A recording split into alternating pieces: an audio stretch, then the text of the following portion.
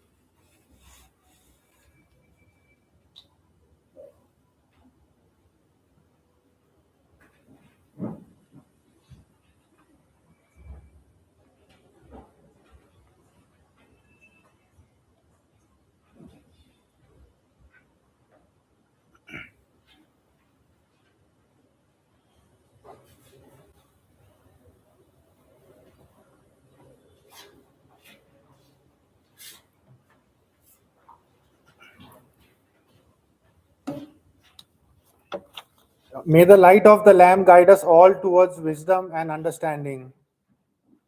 And we welcome our special guest here, Dr. Jangid.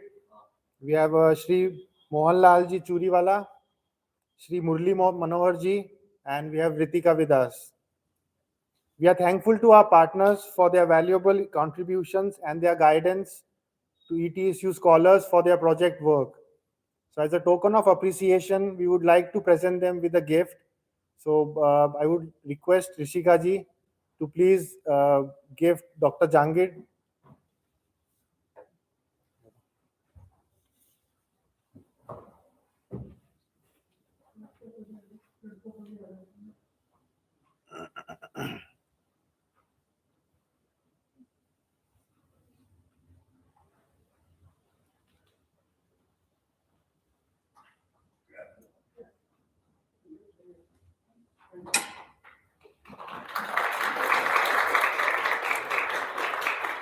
Now I would request Rishika ji to present the gift to Shri Mohan Lal ji Churiwala.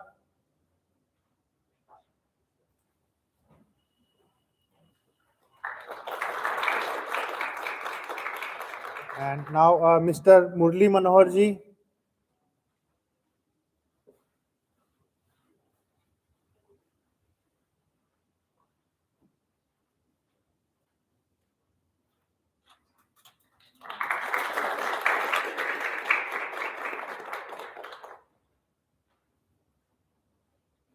And finally, I would request ma'am to hand over the gift to Ritika.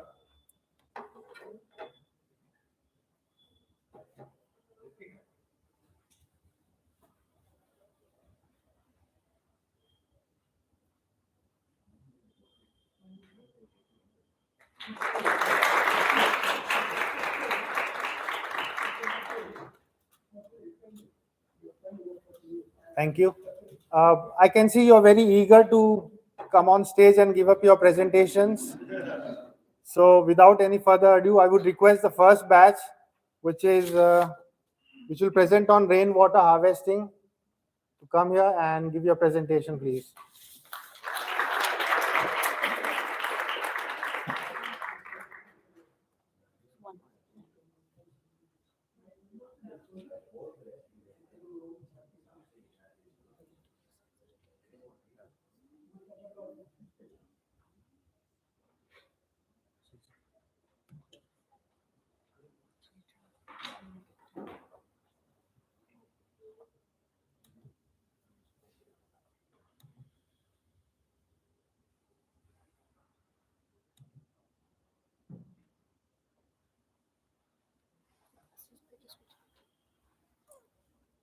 Are we ready?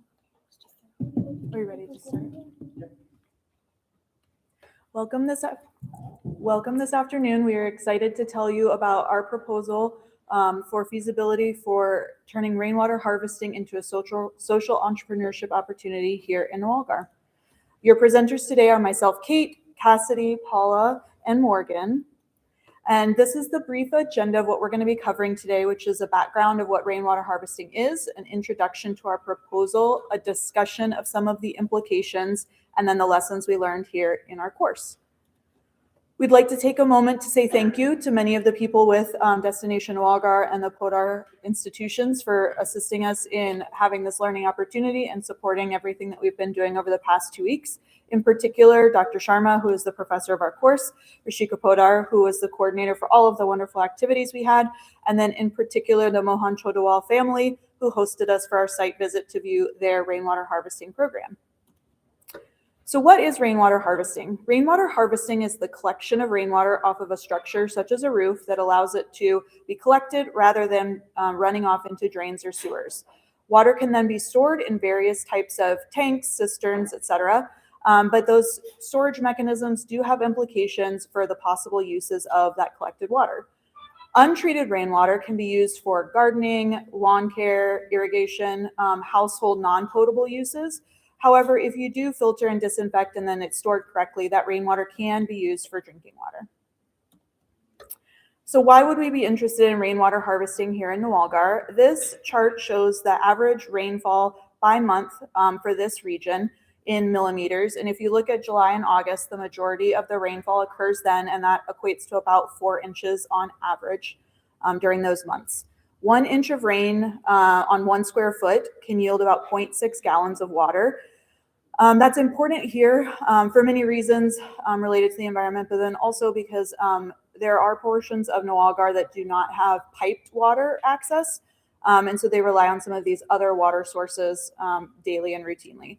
However, even that piped water may have opportunities to not provide service during the dry periods or during specific times of day, and there can also be implications for water quality based on some of the infrastructure. So the family that hosted us, again, thank you very much. These are a few pictures of their rainwater harvesting system. So they collect rainwater off of their roof, and they have options to store it in an underground well and then in an above ground cistern, which are all pictured here. And they get to choose where that water is gone based on the handles that are in the first picture there. And then this is, again, the same picture of our family. So thank you again. Their underground well is 400 feet underground. It does not have any filtering, and it is used for their garden irrigation and to care for their 3 cows. The partially buried cistern uses reverse osmosis filtering and is used for in-home uses and drinking water. And then this water collection method supports 7 family members, 3 cows, and a very robust garden. They also do not run out of water during the dry season, and they used a medium-sized cistern. So this project was partially supported by government grants. The family portion was 1,80,000, which is almost 2,000 USD. The family reports that lower income families may be able to complete a similar installation fully government funded. The logistics of its installation was that they used a contractor with 4 workers over 15 days, and then they power their water pumps in an ongoing way using solar power. So we had a few objectives for our project. The first was to come up with a couple of business models that would return a profit while filling a gap in social needs, specifically for potable household water. And we wanted to come up with the timeline for when those various models would become profitable. And lastly, we wanted to ensure that these business models adhere to social entrepreneurship principles in order to gain the full benefit of rainwater harvesting. We showed an example of a single family rainwater harvesting setup, but we would need to upscale in order for there to be enough water for the individuals to sell water to residents, farms, or as potable water. So our recommendations are essentially to come up with a commercial rainwater harvesting setup, and we envision this either as a private social entrepreneur or residential cooperatives or farming cooperatives that pool their funds together to come up with one of these systems. And lastly, we need to expand education on the benefits of rainwater harvesting. So now we'll cover an example, and these are metrics from an individual called Rahul Kacha, and he lives in Gujarat state, which is the state just south of Rajasthan. And he came up with a profitable venture for rainwater harvesting. So he essentially constructed 2 commercial 100,000 liter cisterns and that had filtration systems that can supply potable water to 150 households for the full year. And it costs 35 lakh or 38,000 USD to set up his infrastructure. And depending on the pricing model, we estimate that a business model could be profitable between 3 and 7 years, depending on how high they sold their water. And then the profits can be reinvested to maintain the infrastructure and then to establish additional cisterns. So for our pricing schemes, we came up with a couple different options. For a more reasonably priced, competitive monthly model, we envision a subscription access for 150 customers for a year at 300 rupees per month, and that is 540,000 rupees annual revenue. Or you could do drought access, and we get more into the capitalistic side when we're selling at drought rates. But we envision serving 300 customers for 6 months during the drought months for 600 rupees a month, and with an annual revenue of 1,080,000 rupees. Or we could do a combination of 50 subscription users for a year at 300 rupees and 100 at a drought rate at 600 rupees for 900,000 annual revenue. So it just depends on the specific goals of the entrepreneur when they wanted to become profitable. So there's some considerations to keep in mind. There are some grants and subsidies that could potentially be used, especially if you're a farmer or a female entrepreneur. There's also microfinancing, crowdfunding, and other investors could be interested in assisting with financing. Any kind of commercial venture that sells a good or service needs to comply with appropriate business licensing. And if you're selling potable water, you need to comply with food and safety standards. And we do recommend working with the local panchayat, which is like the local council, to build public support, potentially meeting with public health and engineering department to identify specific water supply gaps, and then potentially consult with other rainwater harvesting social entrepreneurs like Mr. Kulcha for guidance on best practices. So the implications of our project is that it would make clean drinking water significantly more accessible to many residents and expand the market for rainwater harvesting, as it is currently a pretty untapped market, pun intended. So some benefits of the recommendations are that it coordinates with Rajasthan's government initiative that requires all new constructed buildings to have rainwater harvesting systems. So this is already something that's been put in place, and our entrepreneurial venture would make it more accessible. And also only 51.24% of households in Nawalgarh's district are connected to tap water. So this means that they're already relying on other methods to get water to their house. So this would just be another measure. And additionally, there is a new water tariff hike starting this year. Basically, the tap water system isn't paying for itself, so they're raising the prices. So people in especially rural areas will be hit by this. So this would just give them another option to turn off their tap water. And it also coordinates with Nawalgarh's initiative to build rainwater collection chambers. They're in the process of doing some infrastructure investments to have like community collection chambers. And then it also educates citizens on the resources available to them and makes important sustainable technology more accessible. Some limitations are that it could be costly to update infrastructure. Poorer families might not be able to afford systems, especially since grants are currently only available for farmers. But there are other ventures, but there could be some bureaucratic issues if they aren't familiar with applying to grants or reaching out to other social entrepreneurs. Residents also might not be willing to allow construction to improve infrastructure, as like the tanks are pretty large and they may not just have space for it. Also, maintenance is needed on the system, which means that you'll have to get someone to either clean it or know how to clean it yourself. And a lack of technical expertise among construction workers and citizens alike do make it kind of difficult to implement because as far as we know, there's only one company in Nawalgarh that installs these. Yeah. There were many learnings we were able to apply from our sustainability and social entrepreneurship course. I'm going to go over 4 of the principles that we really applied in doing our project. The first is the role of social entrepreneurship in achieving sustainability. Social entrepreneurship aids in solving challenges with innovative solutions. Our project focused on the principles of environmental conservation and climate action, as well as rural development and sustainable livelihoods. The second was collaborating with local communities for sustainable water solutions. Throughout our project, we focused on understanding local water needs and met with the Chudawa family who has an effective rainwater harvesting system. Our goal is to find ways to make the system profitable to empower the local community, as well as creating a long-term solution to water scarcity in Nawalgarh. Third is green entrepreneurship. Our project aims to implement a sustainable solution to water scarcity, helping residents by providing clean water and the environment by slowing groundwater depletion. And lastly, cross-cultural bridges in the context of sustainable business.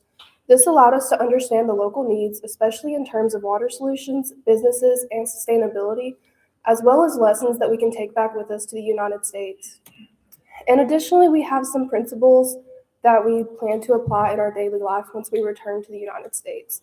First is the sustainable borrow, use, return model, focused on implementing this model into things that we use in our daily life instead of the unsustainable take, make, waste model, which contributes to global challenges such as resource degradation, environmental pollution, and over-harvesting.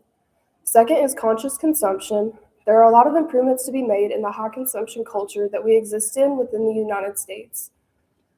Being more thoughtful with our brands and amounts is a practical everyday improvement that can be made immediately.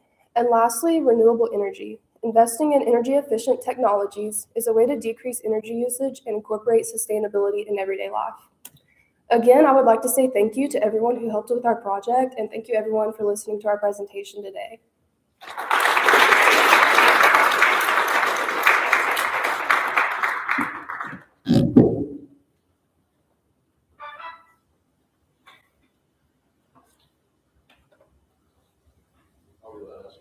Yeah, I think we have 3 minutes for questions.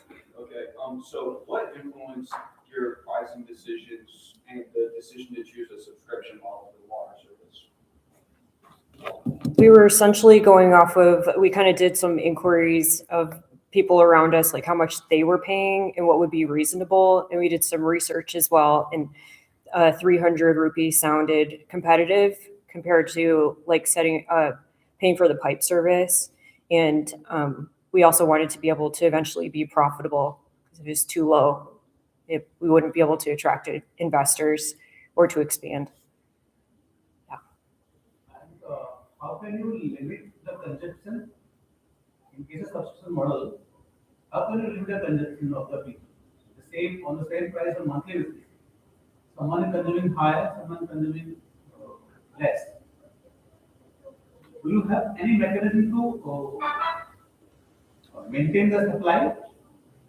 I believe Mr. Kulcha, who we modeled our project off of his business, I believe he limited his subscribers to a certain amount a month. It was a generous number, but I can't recall off the top of my head what the exact number of liters was monthly. Fine. Right. Although you have done wonderful job in this sort of time, but I suggest you this could be two way to fix the limit. One is supply of timing, duration time. 1 hour morning, 1 hour evening, like that. Second is we can design, if we have the equipment, we can design to supply in terms of gallons or liters. So how much one family is consuming, accordingly we can change the price. But you all four have done wonderful job in this small short of time. Great.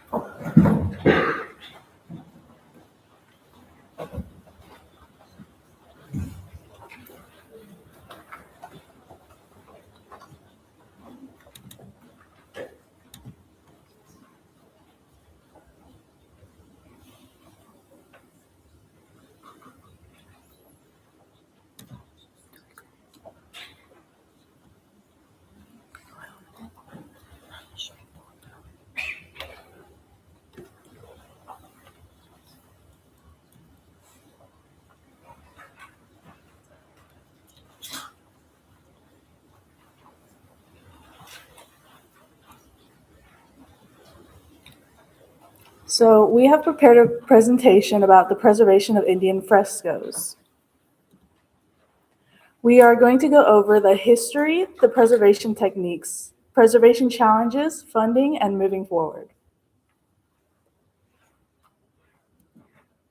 So a little about the history. Our frescoes are a painting technique on freshly laid wet lime plaster that allows the pigments to merge permanently with the surface. And the term fresco comes from the Italian word meaning fresh. And in India, fresco paintings were an important medium for the religious expression, storytelling, and royal support. These paintings give a valuable insight to the social life, costumes, architecture, and beliefs of historical periods. The tradition of fresco painting in India goes back to the 2nd century BCE, and the Ajanta caves represent the best surviving examples of ancient Indian fresco art. These paintings show Buddhist themes like the Jataka tales and scenes from the life of Buddha and courtly life. Artists use natural mineral pigments, organic dyes, and earth colors to achieve the depth and realism. The style emphasizes graceful human figures, expressive faces, and rhythmic composition. Fresco painting continued with Hindu, Jain, and Buddhist support during the early medieval period. Important sites are Ellora and Badami caves, as well as the temples in Tamil Nadu and Karnataka. The themes expanded to include Hindu deities and Jain religious narratives. The regional styles developed with distinct color palettes, symbolism, and decorative elements, and these frescoes gave the beauty to the temple walls and the ceilings. And during the Mughal and Rajput periods, fresco techniques were used in palaces, forts, and havelis. And the Shekhawati region of Rajasthan is famous for its richly painted 18th and 19th century fresco mansions, and over time, the fresco paintings have declined due to the changing artistic preferences and the rise of miniature paintings, and fresco art significantly influenced the later mural traditions in India, and Indian frescoes were preserved as invaluable cultural and artistic heritage.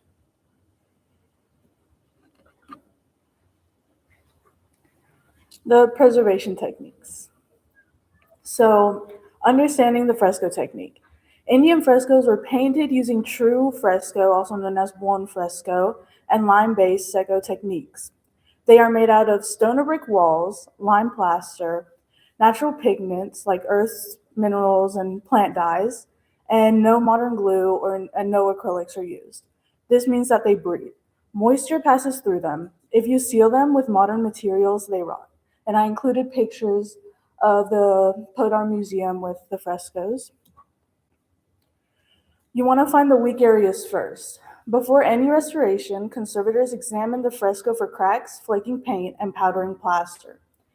Ancient frescoes materials are usually softer and more flexible than modern cement, and using materials that match the original prevents further cracking and damage. In this image, we went to a Haveli that has frescoes that have not been restored, and those frescoes remain as is. You want to identify the original materials. So small samples are studied to determine the type of lime plaster, sand, and pigments that were originally used. Ancient fresco materials are usually softer and more flexible than modern cement. Using materials that match the original prevents further cracking and damage. And you want to find the right conservator. Frescoes must be restored by trained conservators, not regular painters. They use lime mortar, natural pigments, and traditional plaster techniques, as you can see in the image. Modern paints, glue, and cement would permanently damage the fresco. Loose paint and weak plaster are strengthened using lime-based solutions and fine plaster. And this process rebinds the surface without changing the appearance. And here are examples of restored frescoes and not restored frescoes. The one in the middle is not restored, and the two on the sides are restored. Okay, next is preservation challenges. Environmental and material challenges. High humidity and monsoon rains can cause peeling and flaking on the frescoes. Extreme heat can also lead to plaster and cracking expansion.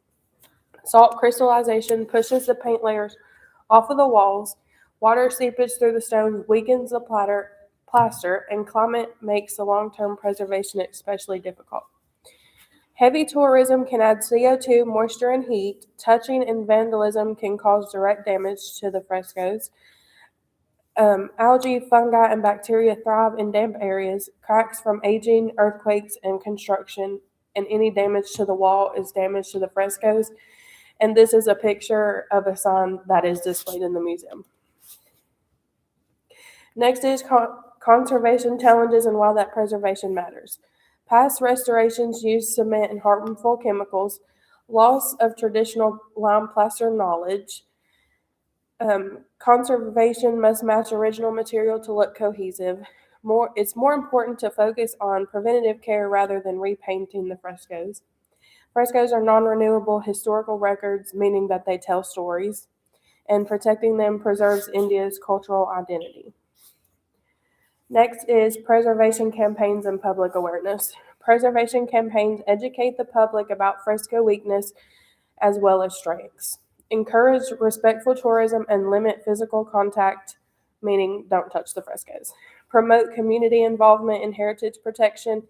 Use signage and guided tours and digital exhibits like the sign that was in the museum. Support partnerships between schools, museum, and conservators to educate them about the frescoes, and build public support for long-term conservation efforts. We're going to talk more about funding in a minute, but these are just some little points about funding. Fresco preservation is long-term and very expensive.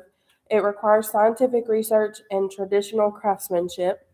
Climate monitoring and visitor control need funding. Public supports education and awareness.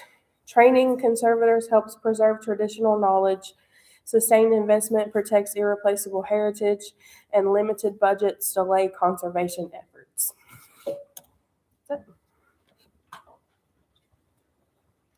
Government and personal funding. So with government involvement in preservation, museums can apply for digital funding every 10 years, and they can also apply for restoration funding every 10 years. They can also apply for capacity building and professional training funding every 3 years. So under the grants, museums are eligible for varying amounts depending on their category. Up to 150 million rupees are available for major institutions, but for the smaller institutions and museums, they usually cover only up to 90% of the project cost. And with private ownership, many historic havelis are preserved through personal funding by owners or family trusts rather than government support. Owners often finance structural repairs and basic conservation to prevent deterioration of architecture and frescoes. And with private trusts and donations, some havelis operate as museums through private trusts, relying on donations, entry fees, and sponsorships. And this funding supports fresco restoration, daily maintenance, and public access. So the image on the left was restored between 1920 and 1922 using the original scientific method. It was restored by an archaeological department of a museum. And the entire cost of the project was around 3 million rupees, and we can estimate that it was between 30 to 60,000 rupees per piece of art. And then on the right, the picture is from a photographer named Prasad Pawar, and he was in the Ajanta caves between 2006 and 2022 to take pictures to digitally preserve these pieces. And it was entirely self-funded, and his works typically sell for up to 15,000 rupees per square inch.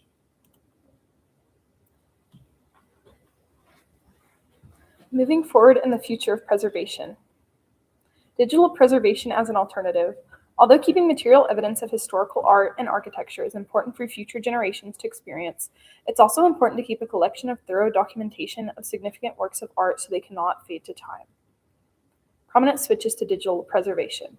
In archival science, digital preservation has always been important, but it is becoming a larger part of protecting history. Here are some organizations that are switching to digital preservation. The National Archives of Records Administration, NARA, launched a project to digitalize history books in October of 2024. Oregon State University and East Michigan State University are both using 3D digital scanning to create replicas of cultural sites. The Cleveland Museum of Art is using digital archives to preserve their historical art. They also use AI to enhance these images. Digital versus traditional preservation. Digital preservation has long-term accessibility. Once a picture is taken and stored, it will be accessible forever. Funding. Digital conservation is significantly more affordable than repeatedly touching up the physical work. Public access. Digitalizing works makes them available across the world instead of just in person. Digital works are also reliable. Unlike traditional preservation, once a piece is digitalized, there's no risk of natural causes degrading the work. Fresco painting is also a dying art.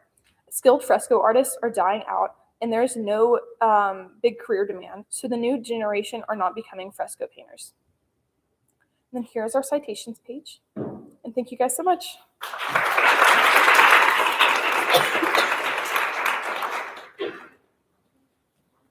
Yes. So, that's a great presentation. Thank you. I think you understood the museum and the process of preservation, both digitally and architecturally, very correctly. My question to you is, what are your actual recommendations in the preservation movement? What we can do, because all the things listed are things we are doing already. After studying the topic, and we have an archive of digitalized frescoes. Based on your experience, what are some other recommendations you can make to monitor and implement preservation in a more systematic manner, or a way to kind of work on it more actively? So we had actually visited the Podar Haveli museum website, and there was actually kind of a lack of images of the frescoes themselves. We'd also talked to Mr. Sunhill, and he is the only guy who knows the stories of these frescoes. Like, he is the only We wanted to interview him and to actually document stuff on the website, but due to like time constraints, we've not done that. But I would strongly recommend that because he has so many stories and the way he talks about it is so beautiful. We thought about going through and we came up with like sort of a plan that we were hoping to get QR codes maybe and put them around the Haveli Museum so people can interact with them, scan them, and then learn stories about the frescoes as well as like documentation in case they degrade later in time. But we weren't able to put it to works, but I hope that something like that comes around so then the art is preserved. Hopefully that answers your question. Anybody else? Okay. Some about action figures and can you create a difference between bone fresco and fresco, and which one is more durable? Okay, sorry, which frescoes? Can you make a difference between bone fresco and fresco? Two types of frescoes shown on your screen. And which one is more durable? If I'm correct, one fresco is painted on wet plaster and fresco seco is painted on dry plaster. And I can't remember which one is more durable. The one fresco is more durable. Anyone else? Okay. Thank you.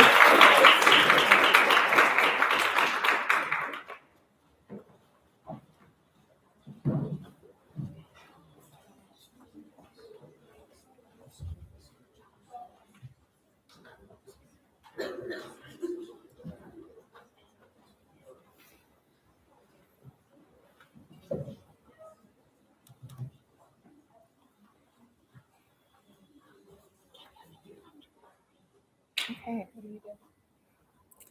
Hi, everyone. So for our project, we wanted to look into the social entrepreneurship opportunities within the healthcare sector in India, as well as Nawalgarh. So this is social entrepreneurship within India healthcare and bridging the gap between the private and the public sectors. So for today's agenda, we're going to introduce you guys to the Jangid Hospital, which is a local hospital here in Nawalgarh. We're going to give an overview of the disparities in the healthcare system of India, so looking at both of the public and private healthcare sector profiles. We visited a free eye examination camp, which is a great example of social entrepreneurship application seen here in Nawalgarh. And then we got to hear from patients, and then here we're going to provide our recommendations and then the implications and benefits of those recs.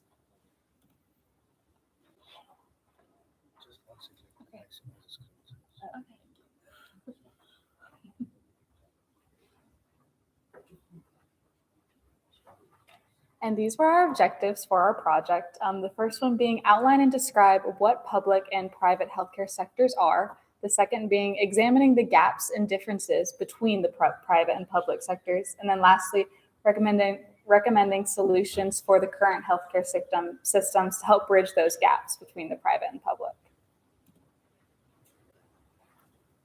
So to go over our partner organization was the Jangid Hospital, which is a family-owned private hospital here in Nawalgarh. This family-owned practice offers multiple different things such as OBGYN, anesthesiology, neurosurgery, labor and delivery, pharmaceuticals, general care, and many other things are offered at this hospital. The overall mission is to provide affordable healthcare with state-of-the-art equipment, attentive doctor-patient interaction, and minimal wait times. The office prides itself in maintaining a minimal turnaround times, such as 2 to 3 hours in and out of the hospital. They also take walk-ins, but they allow appointments up to 10 days in advance. The center also prides itself on small machine maintenance waits, meaning if a machine breaks down, then it's up and running in about 2 to 3 days, which is quite quick in comparison to the public sector.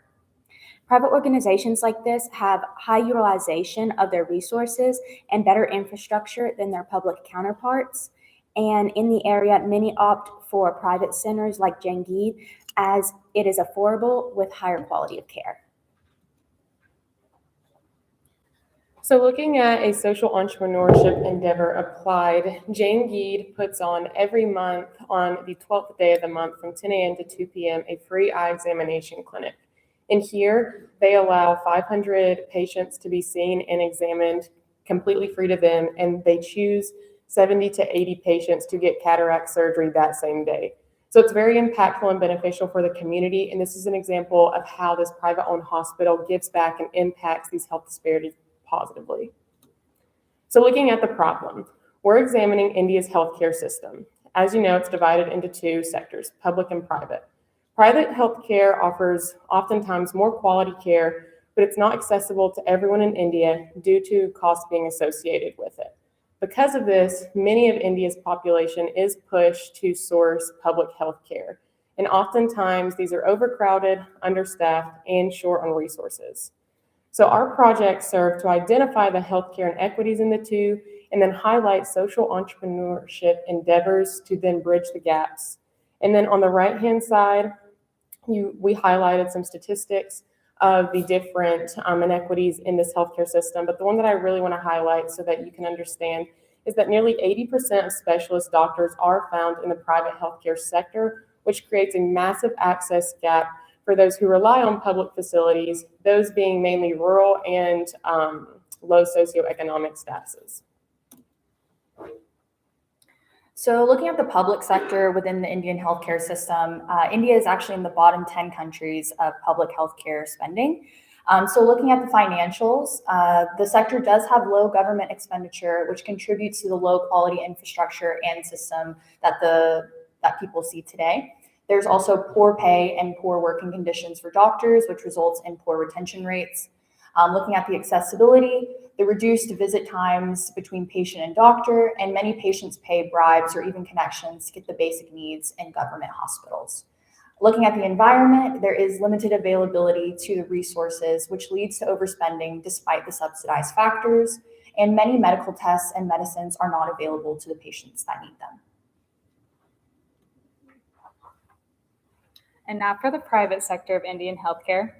The private sector is in the top 20 countries in private healthcare spending, and medical tourism is at an all-time high, meaning that people are leaving their hometown countries to come to India because the treatments and the medication is so cheap here.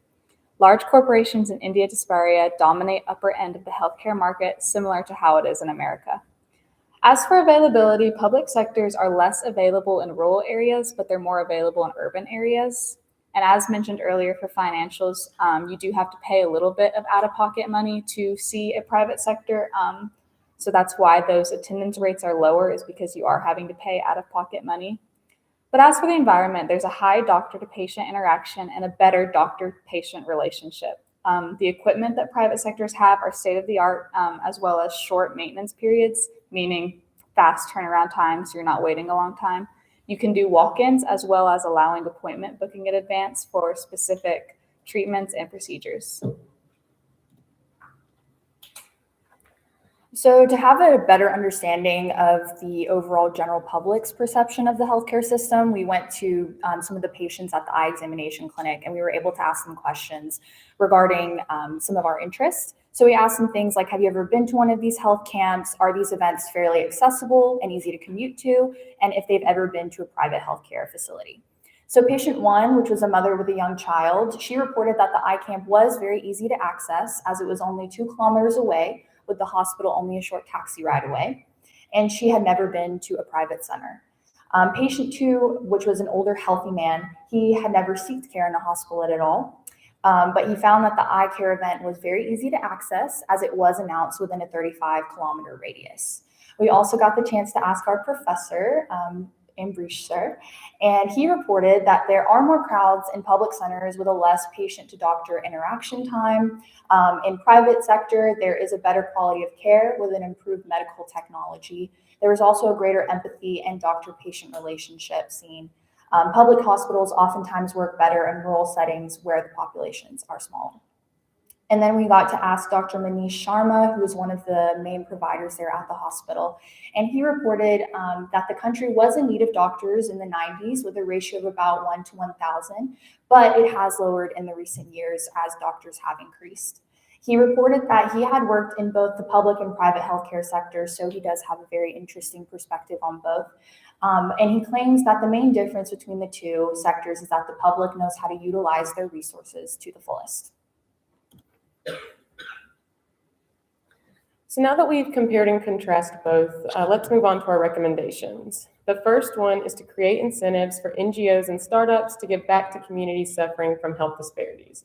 This looks like creating tax incentives or government subsidies to encourage them to pursue philanthropic efforts, and then also increase infrastructure innovations that allow these doctors to reach these rural populations easier, and then also offer bonuses for doctors who are volunteering their time to work in this environment.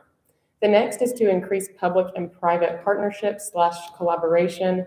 This looks like creating mobile clinics and telehealth appointments / meetings so that there can be some collaboration of shared knowledge and resources and allow those rural populations who oftentimes have to access a public facility to see specialist doctors as well. And then finally, we'd like to promote private healthcare startups to foster competition in the healthcare field, specifically by providing grants for startups and also offering advertisement assistance. The hope of this recommendation is that with more private healthcare facilities out there, competition will increase and therefore their rates will have to become lower in order to draw in more patients to come to their facility. So with these recommendations also comes implications. And one of the first implications is to give NGOs tax breaks for fiscally assisting public health clinics. And for us, we thought that looked like lowering land, property, and or construction taxes for NGOs who are building or assisting the building of public health clinics, and increasing the pay and benefits for doctors and nurses working in the public field to incentivize more to work in the public field. The second is to increase public health infrastructure to create better working environment and balance the divide between the private and the public sectors. And for us, this looked like reliable energy sources and communication avenue to set up these telehealth appointments and so that they're reliable and trustable for patient-doctor confidentiality. Also require partnering hospitals to have a liaison to maintain consistent connection between the private and the public sectors, so private hospitals can provide the public sectors surrounding them more support and their specialized doctors. The third implication is to create legislation that gives grants to healthcare startups within their initial years. And for us, that looked like creating legislation that promotes additional entrepreneurship opportunities in healthcare and kind of eliminating that financial barrier that many would experience. Now for the benefits that would come from those implications. Increase healthcare outcomes for rural and poor communities through improved healthcare access, not just finding that in urban areas, but rural areas as well. Shared knowledge and skills gained between both sectors, so bridging that gap between public and private. Faster implementation of scalable healthcare practices, and reduce prices in private healthcare sectors because they would have more competition. They would have to lower their rates for more people to come. And then as well as a rise in economic and employment growth. And then lastly, standardized care between private and public healthcare sectors. Of course, with these recommendations and implications, there also comes limitations. And one of those that we identified is being heavily dependent on the success of advertisements, especially for the public sector, to get the information and get their voice out there. The second could result in private healthcare centers monopolizing the local healthcare system, creating higher rates, as well as being dependent on sourcing enough medical and support staff. These are two limitations we've seen for the public sector as partnering. We want them to be equal partners and not one dominating the other, as well as making sure they have enough supplies to supply the community. The fourth is relying heavily on positive relationships between the partnering private and public entities. As I mentioned before, we don't want one dominating the other because they have more resources. And then limited government budget for startup maintenance. I believe that we agreed that the government has limited funds and we don't want to exacerbate the government or put the government in debt for these startups, so there would be need to maintain a healthy balance. So this is our sources. And for our acknowledgements, we would like to acknowledge and thank the PODAR administration for being such amazing hosts and welcoming us to their beautiful country, the ETSU faculty and staff for bringing us here and choosing us to come here and giving us this opportunity. Of course, our Professor Ambrose Sir for being such a kind and wonderful professor and teaching us so much. Rajesh and JP for being awesome tour guides. Shreya for being an amazing TA and helper. The amazing cooks for all of our wonderful meals here at PODAR. And of course, the Jangid Hospital and Dr. Jangid for letting us partner with him and be a part of it. Thank you.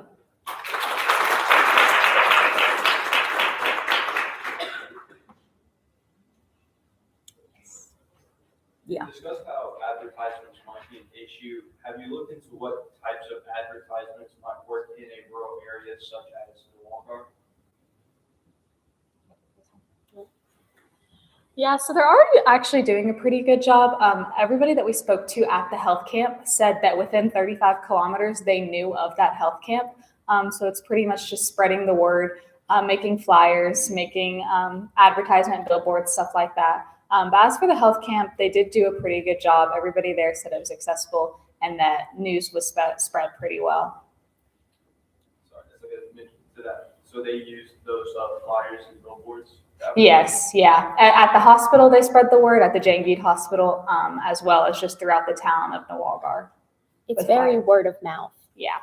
Advertisements here and in most rural areas is a lot of word of mouth and community recommendations, as well as using the Jangid Hospital for flyers for their family members or others that they know that can't necessarily afford the private health care that Jangid offers.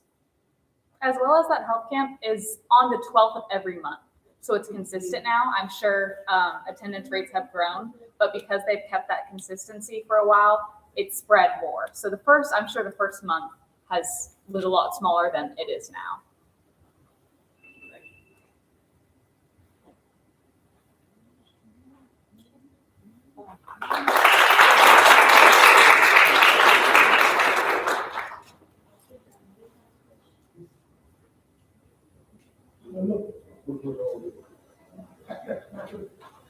Nope, okay.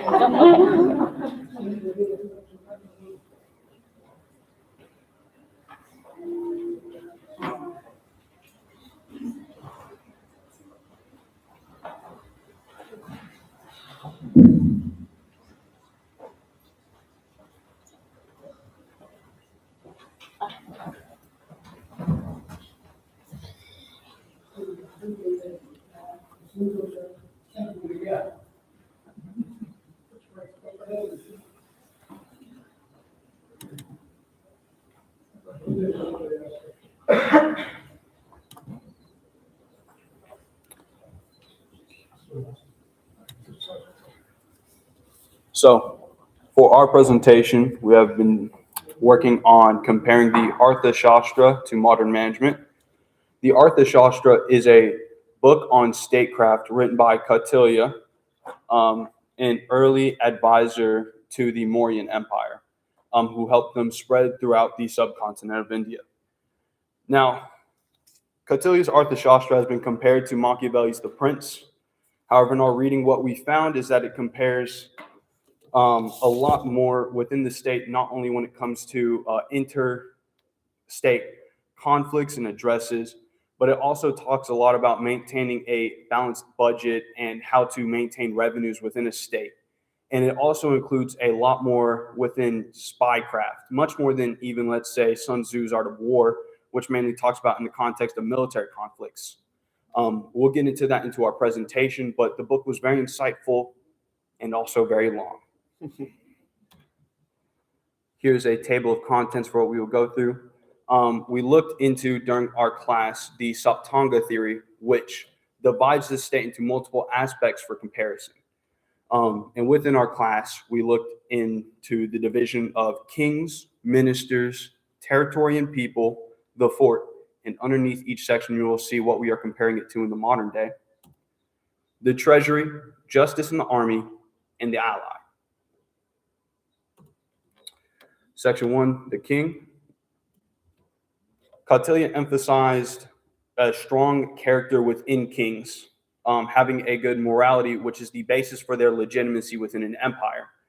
Because if you do not have that legitimacy of your people, then they may support another king to overthrow you. It stresses the knowledge of courtly politics and conducting these affairs, and it goes into great detail on many different types of courtly affairs and how to conduct yourself.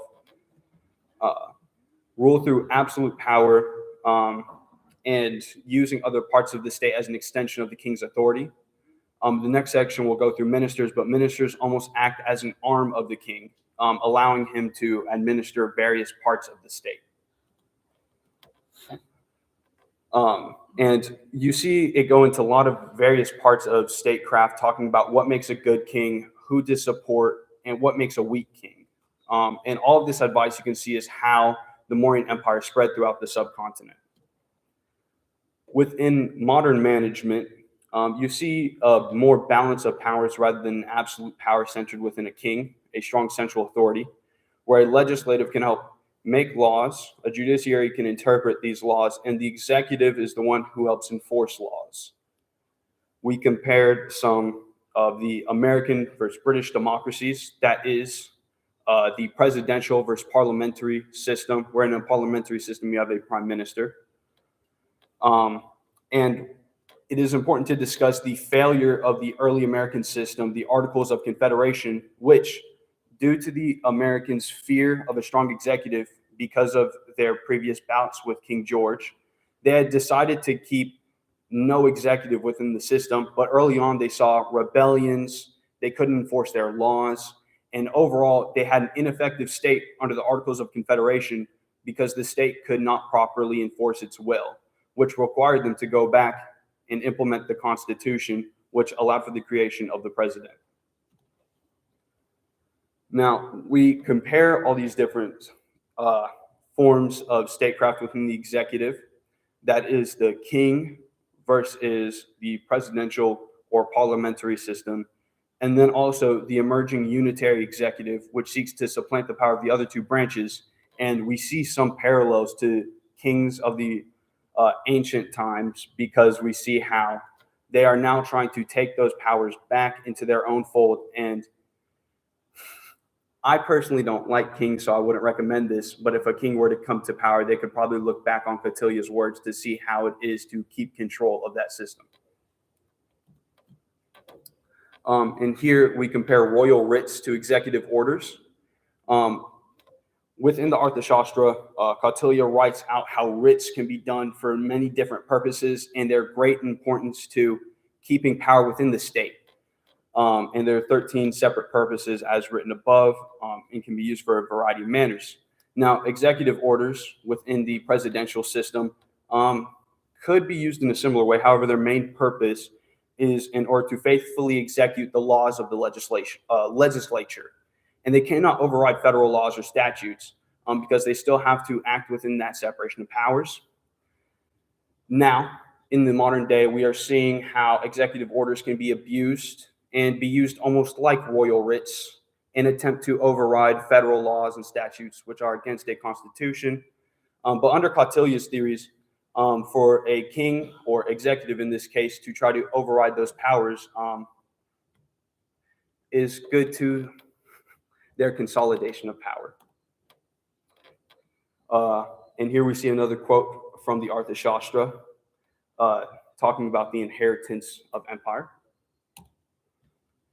And here we see how it is important for the executive to keep up appearances in order to maintain that power in support of their people. On the image on the right, you see President Putin in military dress visiting soldiers in the Russian-Ukraine war. And Putin is very famous for his usage of imagery to induce support of the Russian people. He maintains relatively high popular support amongst the population, and it is because he has maintained a very popular image. Section 2, ministers. Ministers fill a wide variety of tasks, and they're very important within the empire in order to enforce the king's will. Now, although the king is expected to be a scholar and to be very knowledgeable on all subjects, ministers are there to be specialists. and to help make sure that the empire runs swimmingly.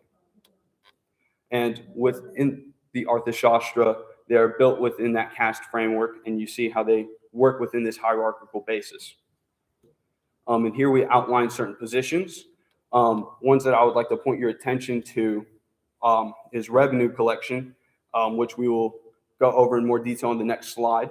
And this is a very important part of the state. Now, in early statecraft, keeping a balanced budget within a centralized power is very important. In the modern day, we have much more sophisticated methods of keeping track of revenues, and we have much more tools to do so. But he outlined many different positions because of how important it is to keep track of that revenue in various areas.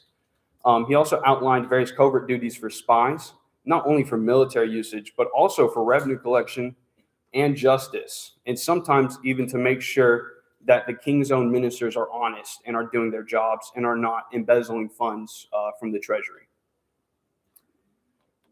We have here a quote of why the king would want to keep track of his ministers, because men are naturally fickle-minded.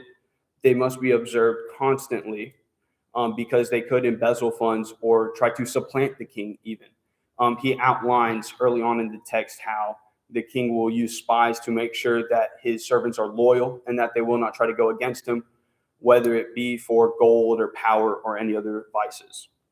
And also talks about other organizations of people listed in our translated version as corporations, but those basically meaning large groups, whether it be warriors, people who have certain types of businesses, and also important families who have many subjects. And these are some of the positions of revenue collection. And on the bottom, you see just how wide a variety of different industries that the king kept track of: forest produce, armory, weights and measures. It is very multifaceted. And in the modern day, we see the president's cabinet, which acts as a group of administrators. And we also have a very multifaceted system because of how large bureaucracies are to this day. Still going over commerce, defense, education, energy, a wide variety of subjects. And now we also see a special importance on, within that last bullet point, the ambassador to the United Nations, because of how much more of an international environment we live within to this day. Truly global. Next, we'll examine how Kautilya viewed the territory and people that lived upon the lands he advised. I like this quote by him in Book 8, Chapter 2, where he understands that the livelihood and people living on the lands are the source of all power, be it financial, the army, so on and so forth. Without proper sustenance of the people, there is no means to effectively administer a kingdom. Throughout the text, he describes his population, which he designates them as the sources of all power within a kingdom. However, he also writes it's very important that a king maintains legitimacy. He advises one of the best ways in order to properly organize these people is by having a morally just king they can rally behind. He also explores many methods how kings can maintain legitimacy. It's really interesting, actually. He goes into pretty in-depth in ways kings can manufacture methods of divine intervention in order to appear more ordained by the gods in front of their people. He also advises like delegation, giving some room for sort of equivalent of local governors or mayors to administer and act as hands of the king for more regional parts of the state. Now, this really starkly contrasts to the modern ideal of a citizen, because what constitutes a citizen in the modern day is really defined by the Napoleonic ideals of a nation state, someone being born on the land, tied to it and being a citizen, whereas in Kautilya's time, there was less of that, is more just someone who lived upon the lands administered by the king. And next we discuss the fort. And by the fort, I mean the capital, the centralized administration. In the times of Kautilya, having a fort be your capital was very important because there was a much higher risk of being besieged or attacked by enemy kings. So he goes very in-depth, writing out the proper fortifications, defensive areas, and proper conditions to raise your fort to be your capital, and ideally in a very centralized position of your kingdom so it can properly project. He also writes very importantly of having all your courts centralized in this capital so the king can keep a close eye on them and properly organize them.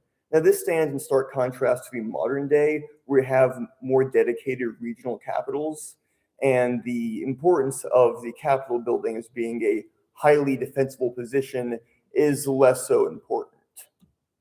But a great example is the Kremlin in Moscow, as it legitimately is the Russian word for fort, and originally was that kind of Cartesian idea of the fort, this highly centralized source of all the royal nobles, executives, and highly defensible. And still to this day, it embodies, it is synonymous with Russian executive authority and legislation.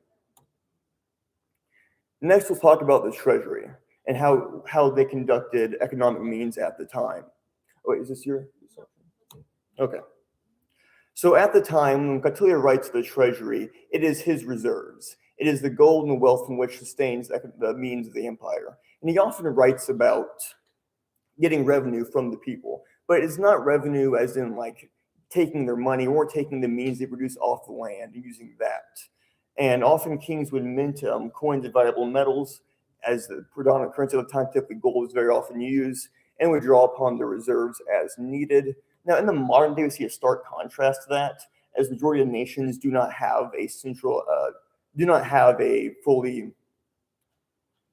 public banking system like that.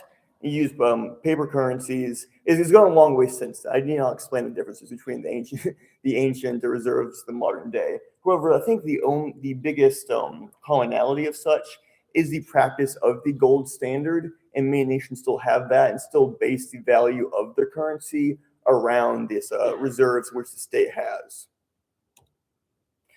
Here's a quote by Kautilya talking about how when funds are low, one can go and plunder other states for the wealth, and a very infamous photo of a U.S. soldier with Iraq's gold reserves after the Second Gulf War.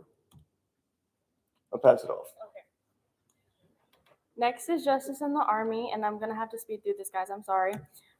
First, Kautilya discusses the importance of having a standing army versus mobilization, and he emphasizes the importance of logistics and goes in depth on how to utilize mercenaries. And in modern day, it's professionalized. We have a professionalization, of military and mobilization only in crisis. And then here's a lot of compare and contrast and how we use a lot of prisons at the time. And back then they would normally just fine them some money and whatever.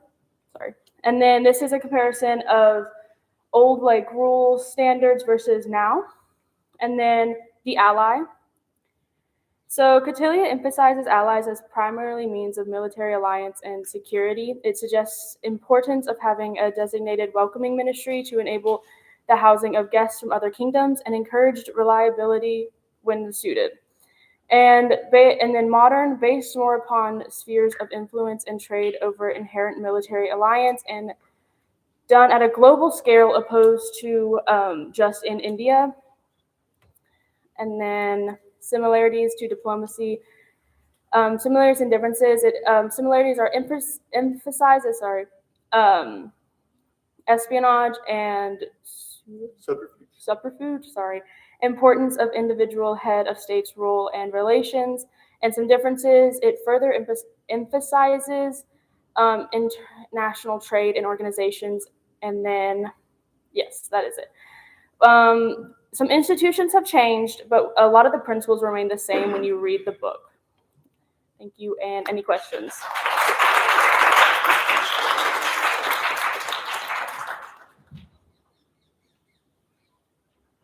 Any questions? How did you go about choosing your modern management systems? Just wondering, because I feel American and Russian, was there any commonality? You want to do this or want me to do it? I can do it. Okay, have at it. So we based the base organization, like I said at the start of the presentation, on the Saptanga theory, which divides the state into 7 aspects, which we just went through for y'all. Now, I went a little bit over the different types of executive models. So we chose those who have strong executives or stronger executive branches. Now, within the Russian model, something I should mention is that they're based more on the French Republican style, and so they both have a president and prime minister, but some of those differences are minute. Any other questions? I could totally have this wrong. But were y'all supposed to recommend something, and if so, what are you recommending? You can take that one. Sure. For recommendations, I would suppose I would suggest a further emphasis on the Arthashastra as a historical text. I mean, don't get me wrong; it's already revered as a amazing work of statecraft, very interesting book. But also, I think it gives so many interesting historical insights into the time, politics, general living conditions, and so much more. Like the prince does so as well. However, I think where the Arthashastra shines, the prince does not, is by which the methods it gives insights into the day-to-day lives. Like there's a whole chapter, not chapter, just a few pages on giving advice on how to hunt tigers and rats and things like that. I think that's a much more tangible historical applicability. Does that make sense? Anyone else? Professors?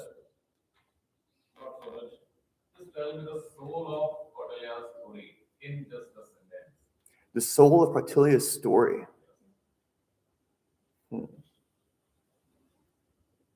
If there's a right answer for this, I may be getting it wrong. However, I would summarize the entirety of the Arthashastra as the struggle for centralization and legitimacy.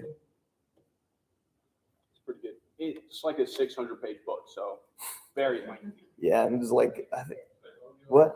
The soul of Cortelia's Arthashastra is welfare of the society and welfare of the state. Thank you. Okay.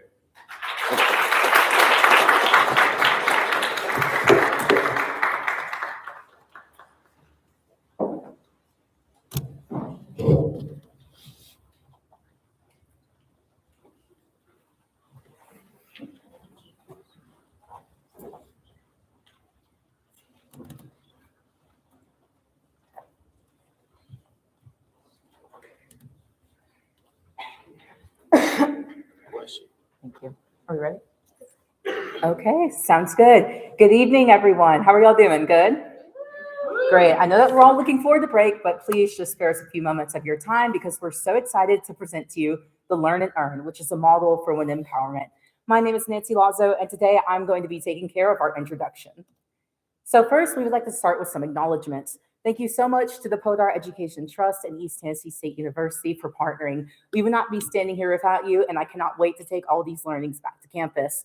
Additionally, our lovely professor, Dr. Ambrish Sarma, sir, thank you so much for teaching us everything we know, and I hope that you'll be impressed by us today. We have a second slide. Of course, we can't do this presentation without thanking Rajesh and JP. JP, thank you for the dance breaks. They were much needed. And Rajesh, thank you so much for translating our interview. And lastly, the Desert Resort Mandawa and the women of Mandawa itself. This presentation would not have come together without them, and we appreciate them taking the time to not only invite us on their property, but speak with us about all the amazing things they had. Now, you all may be wondering, what are we even talking about today? Well, I'm going to introduce you to the Desert Resort in Mandawa. It's an award-winning hotel known for its authentic Rajasthani village experience. Not only do they have beautiful houses that are made out of, fun fact, cow dung, which is very interesting how they keep that up, but also they offer beautiful rooms inside. And my favorite part as a swimmer, they have a pool, which is absolutely beautiful. And not only is this establishment gorgeous on the outside, but there's a vision behind it that's truly meaningful to us as social entrepreneurs. This resort was founded in 1985 by Thakur Keshi Singh Ji. He had a vision to promote sustainable tourism while also preserving Mandawa's culture and creating local employment, which we can tell you he definitely did both of those things. This desert camp experience grew into an independent resort. It's based off of, firstly, traditional architecture, secondly, local craftsmanship, and third, sustainable practices. And this resort stands as an early example of heritage tourism. Now, I know we're not there right now, even though some of us wish we were, including myself, but let me tell you about some of the things that they offer inside and outside of the hotel. Firstly, inside, two of the main things that they do are light and shadow performances and my personal favorite, Mandawa puppet shows. As someone who witnessed one of these firsthand, you must go if you have not already. And two of the big things that they offer outside of the hotel is visiting the ancient temple, Harsh Ki Pahari, which is absolutely beautiful and has so much wonderful history behind it. And secondly, exploring all the amazing fresco trails that Mandawa has to offer. Now, I know I'm totally selling you on this site, and you may be wondering what more could be done to make it better. Well, that's where I'm going to pass things off to Audie. Thank you, Nancy. My name is Audie Brown, and I'm going to briefly go over our objectives for the following presentation now that we've got some background. First and foremost, I'm going to talk about how the community-driven tourism model that this place employs connects back to what we learned in our lectures these past couple of weeks. I'm going to talk about how the desert resort benefits the women in particular of the local community, and I'm going to explore ways, or I guess we are, to sustainably expand women's empowerment through their standing expansion model for the facility. Now, as Nancy mentioned, the resort was founded on principles of sustainability. Environmentally, this looks like the manure adobe structures that have been used for thousands of years in India, Africa, and many other places. They locally source their food either in community markets or on site at their facility. The same goes for their dairy products. And we interviewed a director of this facility in person, and that is where we have derived most of our information for this presentation. And when asked what the greatest strength was that he could come up with, he said that it was deeply connected to the natural environment. And you can really see that whenever you step on campus. Socially, it uplifts the community by training and employing women in unfortunate backgrounds. And then economically, the resort always brings in substantial revenue, turns a big profit, and they have big plans for the future. I'm going to take a second and just divulge that. In the next year, they have a big field downhill from their current campus, and they're wanting to add another resort in that location. And going forward from there, they're wanting to expand their farming endeavors as well. And we'll talk about that more later. And then I'm going to go ahead with our first recommendation. First and foremost, we're going to recommend that they apply for a B Corp certification. And what this is a recognition that after you've passed a test called a BIA, a B Impact Assessment, you get formally recognized for having eco-friendly, sustainable aspirations. And what this will do is it will attract more global travelers because, according to our interview, a lot of their travel tourism base is from out of the local area, many international travelers. It's going to give them more of a target on the map. It'll also formally recognize the resort's commitment to sustainability and environmental well-being, while also allowing them to benchmark their status in the green world against other places on an international scale. And then it also, most importantly, it's going to further the founder's vision from the very beginning that is focused on people, planet, and profit.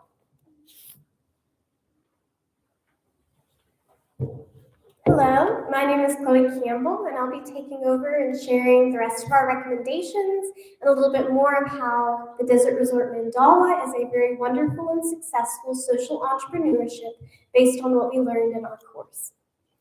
So our second recommendation is that Mandala right now has a wonderful gift shop where they sell a lot of Rajasthani handicrafts, but we would love to see the women that are employed by the resort making these handicrafts so that more women can be employed and can use that learn and earn model where the women that are already there and are already trained are providing more training to these women who could create products for the gift shop. This would reduce outsourcing, and it would allow more women to be employed. This would also allow women to make handicrafts from home if certain family circumstances make it difficult for them to physically go to the resort every single day.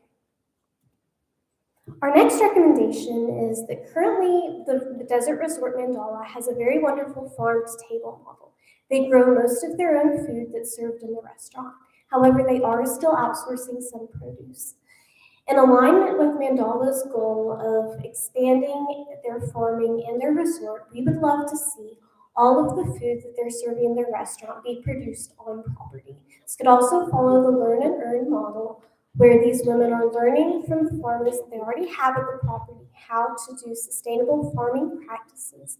They could also partner with other local farms, such as Jorkidani, to train their workers and employees. This would lead to more women being able to be employed by the resort and would make their business model even more circular. So one way that the Desert Resort Mandala is a very good social entrepreneurship is it reaches a lot of United Nations Sustainable Development Goals. We specifically wanted to highlight Sustainable Development Goal number 5, gender equality, because by hiring women at the Desert Resort Mandala, women receive employment opportunities that may typically be reserved for men and other similar businesses in the area. Sustainable Development Goal number 8 as well, which is good jobs and economic growth. The Desert Resort Mandala brings a lot of tourists and revenue into this region. And with that revenue, it provides very good jobs. It's not focused as heavily on profit. It makes plenty of revenue to run smoothly, but the main purpose is to imply this good employment. Also, United Nations Sustainable Development Goal 12, which is responsible consumption. The resort uses locally sourced, sustainably created, and ethically produced materials in all of the goods that they provide, which keeps consumption circular and keeps them close to the land.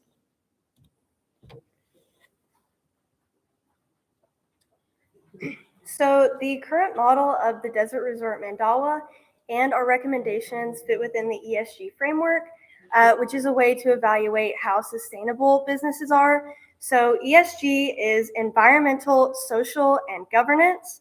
And within these three categories, there are different goals that the Desert Resort Mandala fulfills.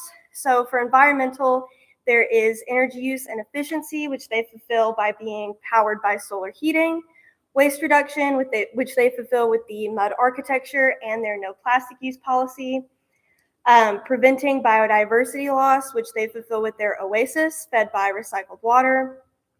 For social, there's a couple: fair pay, living wages, equal employment opportunity, employee benefits, and community engagement that are all fulfilled by the women being hired from the local community and giving a living wage with insurance benefits, and responsible supply chain partnerships, which is fulfilled by their farm and dairy farm at the resort, with other supplies being locally sourced. For governance, there is ethical business practices, which is fulfilled by the women program and sustainability focus of the resort, and accounting integrity and transparency, which is fulfilled through the sustainability efforts being listed on the website. And our recommendations would also fit into responsible supply chain partnerships because what we're recommending goes with the farm.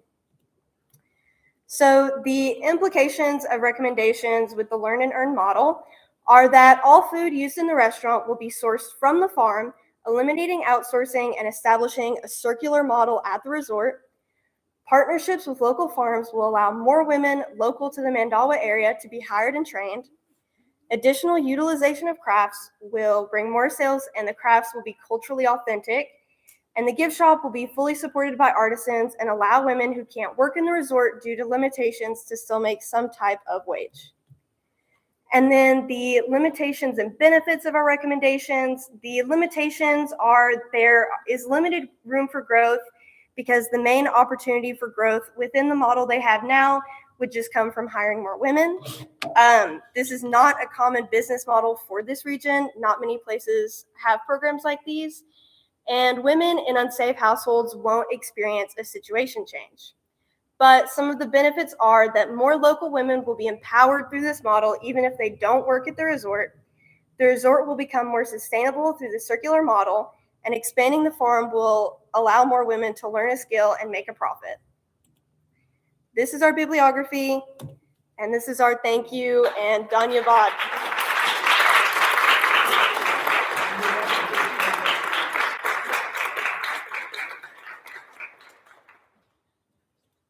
Do we have any questions?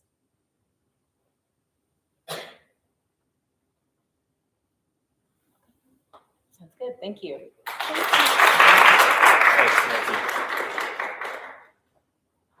Actually, this is not a question, but I would like to appreciate your efforts and especially the way you observe and apply. So this is what the I say compliment for you. Not only this group, but entire group of ETSU faculty members and your observation and applications are so amazing. And this presentation, you applied entire course material you have learned. Thank you very much. Thank you. Thank you, sir.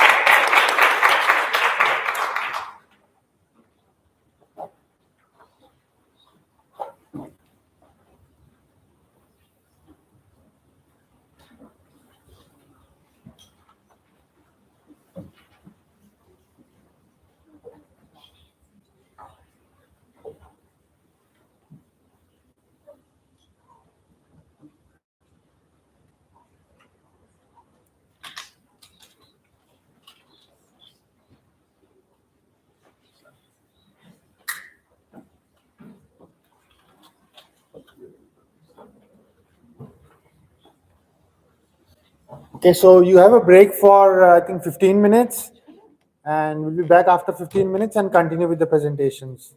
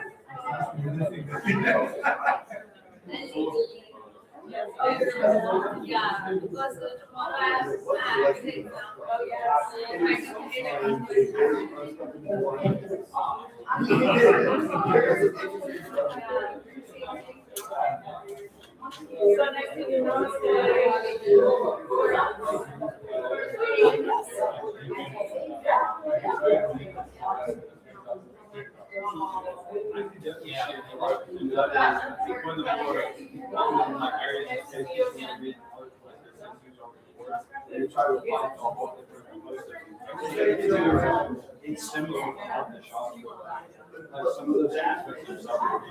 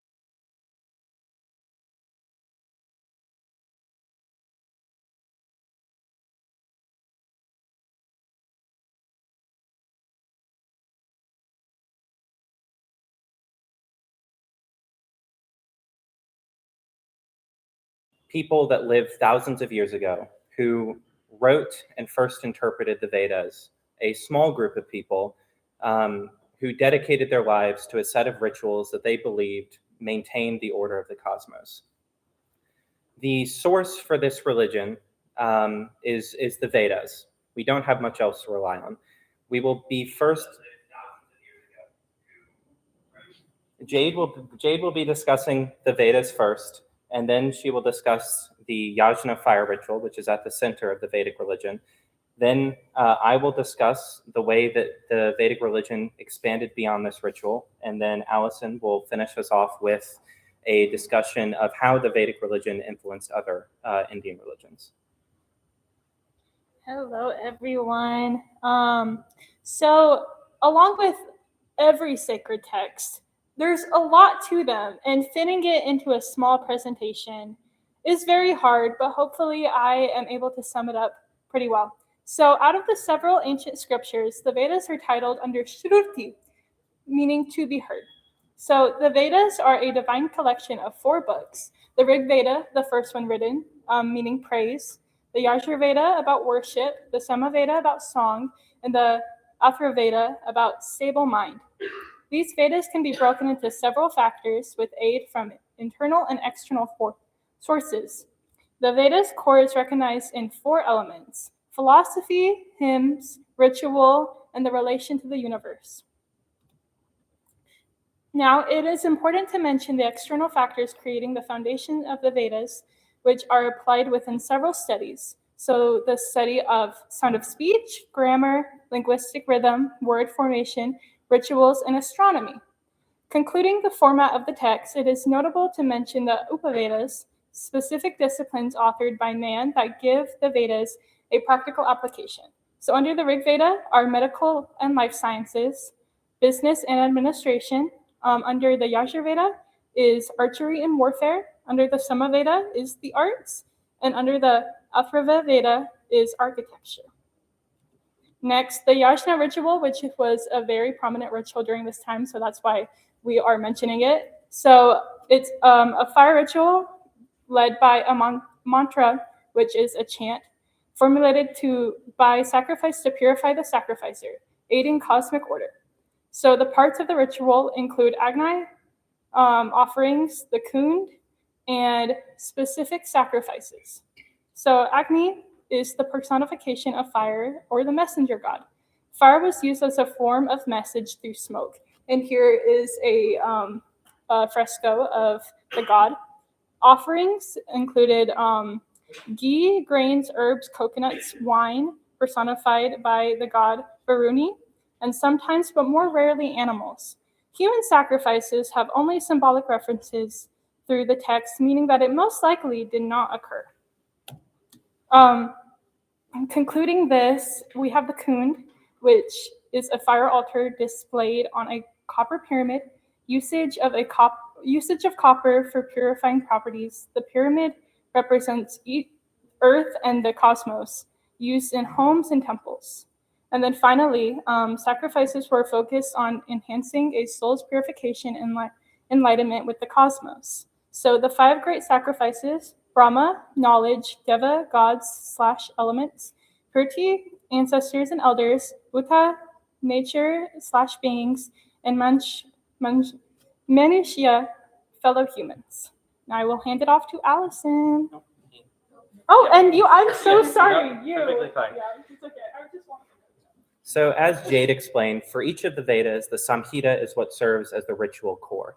But each of the 3 additional layers, the Brahmanas, the Aranyakas, and the Upanishads, develop on this core by asking, what is it that we are doing really?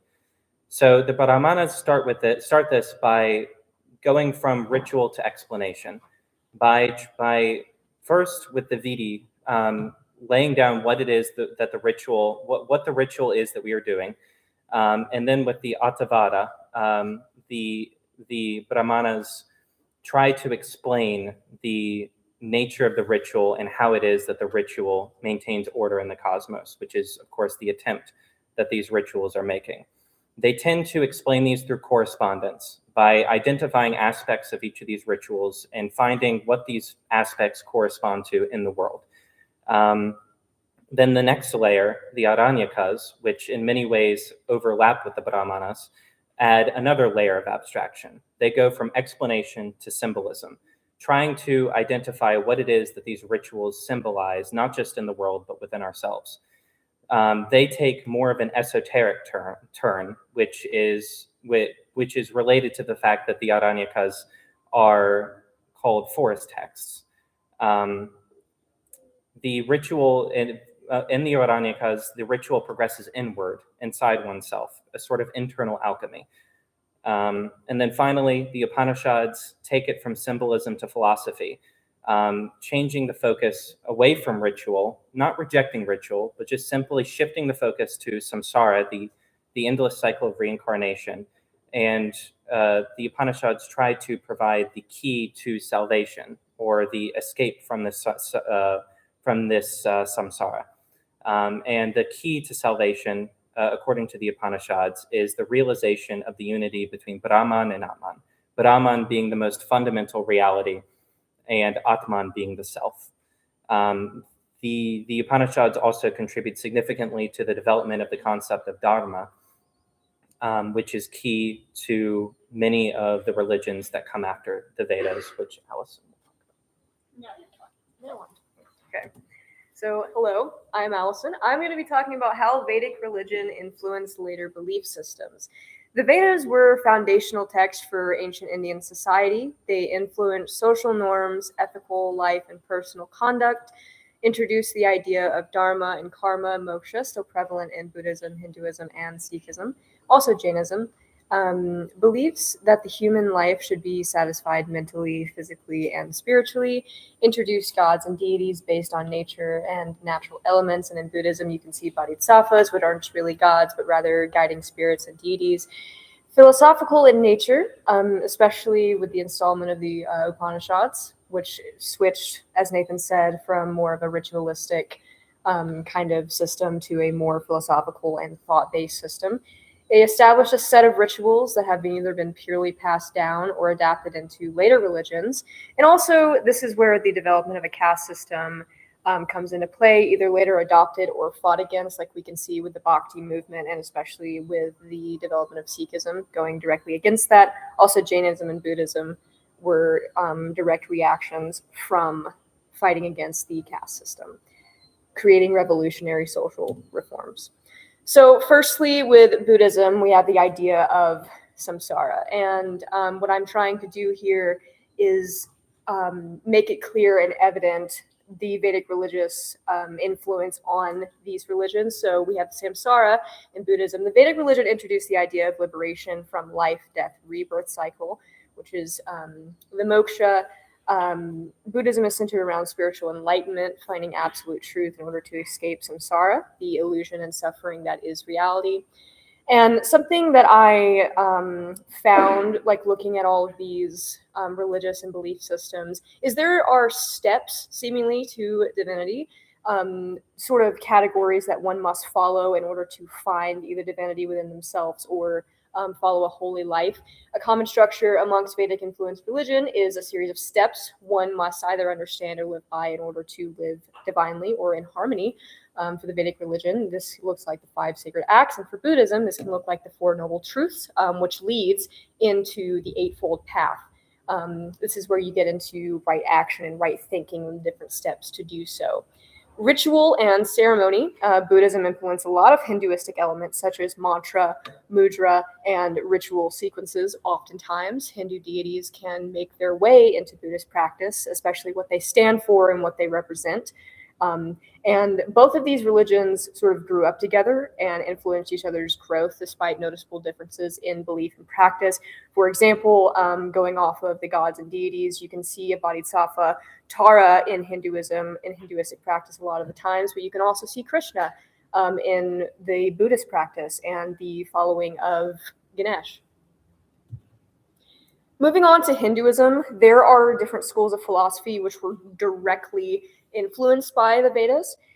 There are 6 schools of philosophy within Hinduism: the Samkhya, which is about dualism; yoga, which is meditation and breathing; the Nyaya, the logic emphasizing realism; the Vaishika, the atomism and naturalism, the Mimamsa, justifying ritual and faith through religious practice, and Vedanta, which is non-dualism.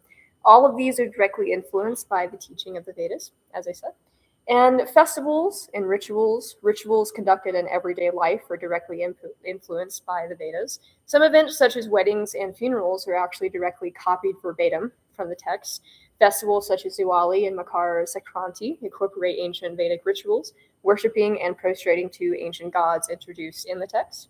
And social reforms, the Vedas introduced a caste system that placed people in a series of hierarchical levels, often having a subclass for individuals known as untouchables. People that had a lot of the cleaning jobs, a lot of the dirty work that other people didn't want to do. It was actually believed, as we learned in class, that if untouchables cooked your food or touched anything that was related to you, then you would get sick and you would have this sort of notion of negative divinity, and making social conditions worse for women. Since the ancient times, a large portion of Hinduism has undergone social reforms that deduces the caste system and rethinks the true teaching of the Vedas. For the best example of this, Sikhism is not inherently Hinduism, but the Bhakti movement had a lot to do with this. In Sikhism, it's sort of a mesh between Islam and Hinduism. And the belief is that there is no caste system. That it's also a belief in Buddhism as well. There, everybody is born equal, and there is no inherent hierarchical birth system. And moving on to Jainism, the formation from Mahavira, Jainism, like Buddhism, was a direct reaction to the Vedic caste system and the traditional ritualistic nature of Vedic practice, instead of divinity coming from something that you did every single day. It sort of more so came from how you live your life and the beliefs that you had from within in your own personal practice. This was really prevalent in Sikhism too, where the belief was, instead of divinity being an external thing, it was an internal thing within your soul. Beliefs, despite being formed out of a strong reaction against the authority of the Vedas, Jainism shares certain properties of belief, just like Buddhism and Sikhism and Hinduism, that are rooted in the Vedic religion. Karma, the Atman, and moksha are within the central beliefs of Jainism, though they are seen from a differing perspective. And these are our sources. And thank you for listening.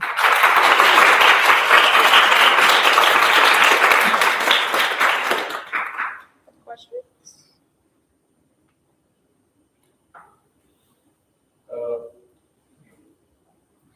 Could you elaborate the Varna system? What was your question? Could you elaborate the Varna system? The Varna system. So the Varna system is one way of conceiving, or it's one dimension of the caste system. At the top, you have the Brahmins, who play the role of priests or religious specialists. Below that, you have the Kshatriyas, who are warriors or play a role in governance. Then you have the Vaishyas, I believe, who are landowners and merchants. And then you have the Shudras, who play the role of farmers or laborers or something of that sort. And then sort of below and beyond the Varna system, you have the untouchables.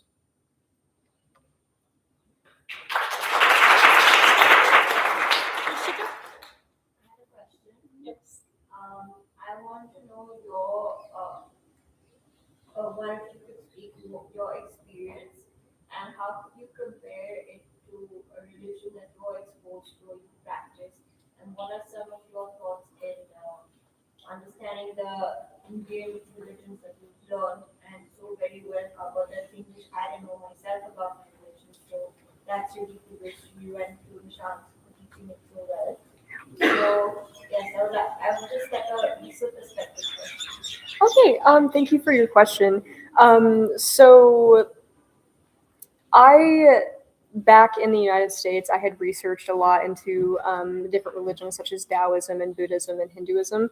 And there's only so much you can read from a book. There's only so much that you can see on the internet. But coming here, and your question was about the experience of it, right? Okay, gotcha. how would you compare it? Compare it. Compare it, or like, it's not compared to religions, but your perception of it. Okay, so coming here and like learning about how influenced the culture is by religion, and even if somebody isn't religious, how Dharma plays into their daily life, it has taught me more about my own beliefs and my own like personal way that I conduct my life.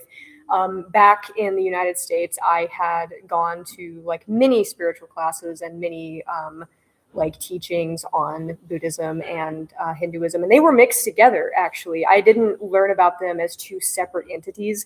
I learned about them together, but learning about how just Hinduism has like the expanse of Hinduism. I think that's the most contrasting and like comparable nature of me like coming here is just learning actually how to conduct like a Hinduistic belief system rather than just kind of flying blind, because there are little teachers in the United States, and the spiritual family where I'm from, they're very Hinduistic, but they're not, from India. They are not, from the land of Hinduism and Dharma. And so being here and learning how to conduct myself, that has been the most contrasting element, and just diving more into the history of it and understanding the reason why, and understanding that you really can't put things into words. You can feel a lot of it rather than being able to describe it.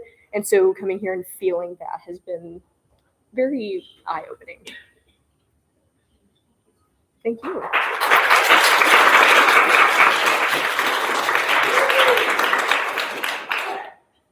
Any other questions?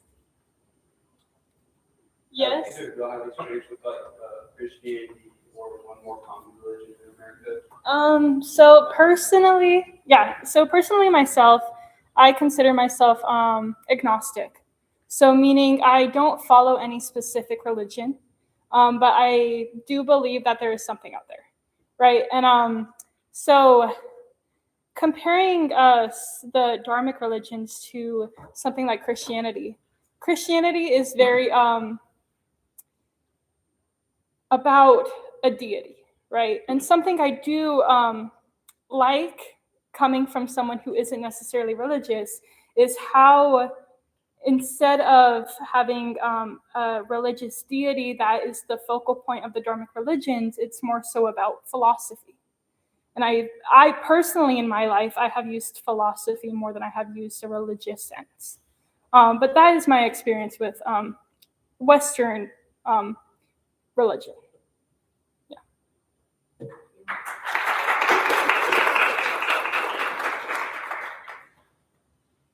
Anything else? Okay. Thank you. Thank you.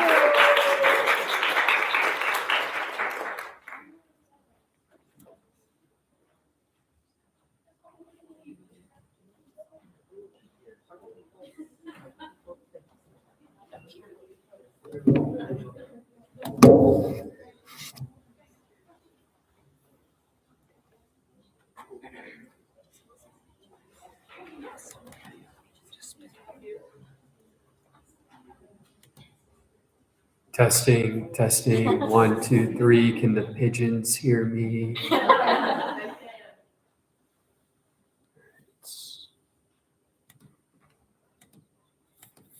Good.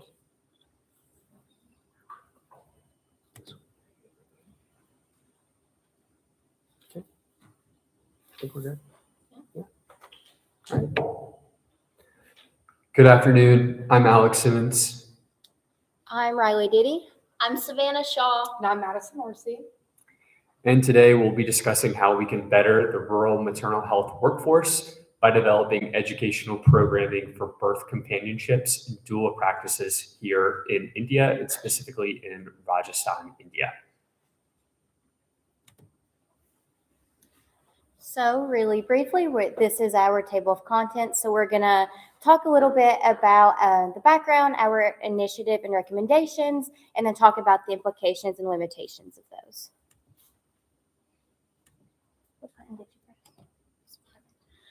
And really quickly, we would love to thank our Professor Ambrish, Jangid Hospital, and ARTH for their support, as well as Podar College for hosting us and ETSU for making this possible.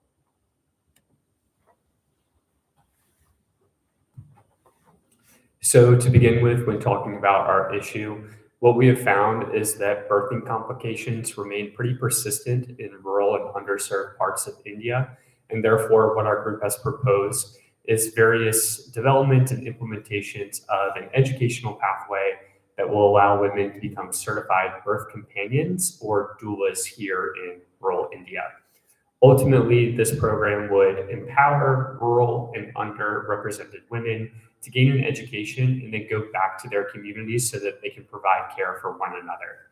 This program will include, upon completion, advanced curriculum, clinical rotation sites, and then a certification that they can take with them to actually practice and provide care for one another. Our first community partner is the Seth G.B. Podar College. As we all know, it is a premier educational institution that was established in 1921. So they've been open and operating for over 100 years, and they are managed by the Podar Trust. They have many incredible programs in the arts and sciences and management studies, and they also offer skill development courses. Currently, they offer ones on how to be a child caretaker and how to be a personal trainer. Our second community partner is Action Research and Training for Health. They're an NGO that is focused on helping communities access and manage healthcare based on their needs and necessities by utilizing research and training initiatives. They have many useful educational materials, including picture booklets, which can be leveraged for low literacy communities. They also print them in Hindi, which is useful for communities that aren't fluent in English. And these picture booklets can help educate village healthcare workers on topics such as antenatal care, a safe delivery, and postnatal care. And quickly, before we go any further, we do think it's important that we return to the issue and just talk a little bit further about the issue of limited accessibility for prenatal and postnatal maternal health education here in India. The 2011 National Family Health Survey found that only 42% of women in India receive postnatal care after their most recent delivery. That statistic widens even further when you look and compare urban mothers to rural mothers, because urban mothers are twice as likely to receive a postnatal checkup compared to their rural counterparts at about 66%. Our group took a better look at the statistics around infant mortality and maternal mortality in Rajasthan compared to just the India average. And what we found is that the India infant mortality rate is actually much higher than the national average. It's about 34 deaths per 1,000 live births compared to 27 deaths per live births on a national average. Interestingly, birth companions really do provide a significant improvement in the delivery room. The presence of birth companions in the delivery room actually reduces the likelihood of abuse by the provider. It also reduces the likelihood of complications both before, during, and after the delivery. Therefore, that's why we recommend birth companions ultimately. To address this issue and improve advocacy for birth companionships, we will be discussing 3 objectives today. We'll be discussing expanding maternal health education programming. We'll be discussing establishing a partnership between ARTH and the Seth G.B. Podar College. And then finally, we will be discussing how we can ensure sustainability through cultural continuity as well as community empowerment.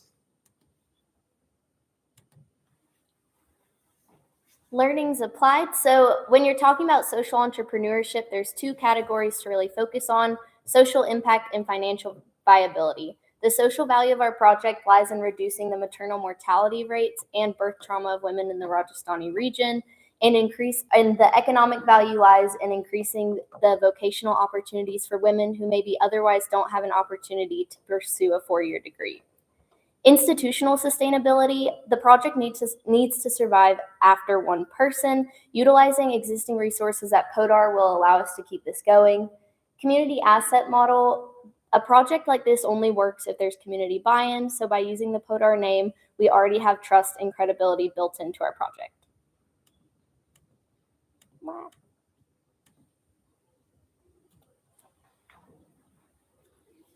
All right, and I will be addressing some recommendations and implications of our project. First, between the relationship between PODAR and the ARTH, there will be an initial creation of opportunities. This is for many different reasons, one being the women that will be entering the program, the women that are being served, of course, PODAR as well, and then the ARTH. So investing in women's education strengthens economic independence while building a trusted, locally rooted health workforce. The women from the community are serving the community. That's what's most important for community buy-in. Additionally, baby wellness is at the forefront of our program. Early guidance improves infant health outcomes and supports healthy development in the critical postnatal period. We had a wonderful experience with the Jane Geed local hospital. It is a private institution, but we learned there that women, on average in India as well, are held for 6 hours post-birth or until they urinate for the first time post-birth, which is alarming compared to a 24 to 48 hour hold in the United States. And so having a birth companion will also serve as an advocate for women if they notice anything going awry in that short recovery period that they have at the hospital. Additionally, maternal care will be improved. The continuity of care throughout the stage of pregnancy, so prenatal, during the pregnancy and postpartum period, will improve maternal outcomes greatly. It also reduces gaps in access in rural communities. Women's health will also be improved throughout this initiative. Birth companionship's presence can reduce stress, promote informed decision-making, and support safer deliveries. As we mentioned earlier, there is an issue or a concern of abuse from the provider to the mother in the room, so having that birth companion or doula there would prevent that from happening. Then, of course, the expansion of PODAR. This program can strengthen institutional reach within the communities while aligning education with real community health needs. This is an area that lacks access, and through this expansion, we can improve that. Going off of this, the ARTH would also be up for B Corp certification. As previously mentioned by some of our classmates, B Corp certification is a way to ensure that companies are being sustainable. They're avoiding greenwashing, which would be pretending to be sustainable and helping the environment. And so we would propose that ARTH also reach for that B Corp certification. And then lastly, of course, community engagement. Skill and health education will be passed across generations. Of course, this is a certificate program, and so they would need to go on and complete that. But if there was a lack of access to where education was not within the cards for some families, the skills that are passed across generations will still be helpful in that postnatal care. Of course, this is strengthening community resilience and women leadership in maternal health. Now on to the benefits and limitations. For the benefits, of course, we have the expanded workforce for maternal health.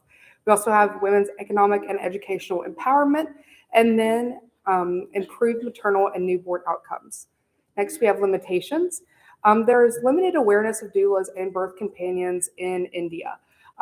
At the hospital, we learned that there was a difference in between private and public sector hospitals about how many people are allowed within the within the birthing area, the delivery room. That can vary per hospital and per regulation. It's up to their own discretion.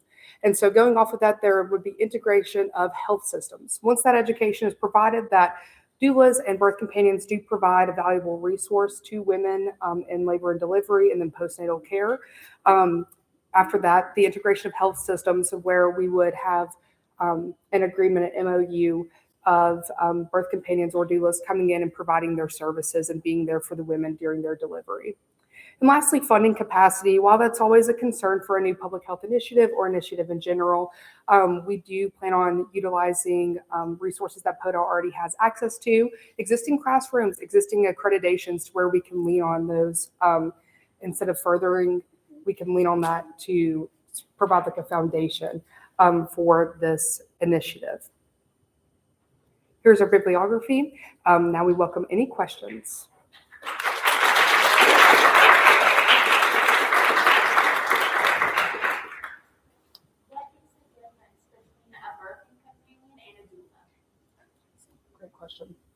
Great question. A lot of times they're using cross-reference with one another. In the United States, there is more of a difference. We prefer the term doulas or midwife with that. In the waiting or in the delivery room, you would see doulas perform more of an advocate role, more than a hands-on medical assisting role. Here, it's used more interchangeably as a birth companion or doula, as they would not be directly providing medical services, but more be there as a companion for the mother during that time. Advocate. An advocate, yeah. Could you expand more about the work that ARTH is doing? Yeah, so they are training in health research, which is wonderful. They have many different sectors, some of which are heavily relied on or work to improve maternal health and outcomes. But in general, they provide training across many different health sectors. And so there are specializations, but then there's also more general applications that they have. Specifically, there were a lot of awareness campaigns about initial education regarding maternal health, regarding statistics of infant mortality, maternal mortality. And so basically they're providing awareness, but then also trainings, additional trainings that women and men can get to further themselves in the health fields. They also currently have a study ongoing in the Rajasthani region about infant mortality that's been going on since 2011. My question to you would be, what would a partnership, like if you were to say that, say you get permissions and everything, say if you were to launch it, what would be the requirement of CODAR? What would be the help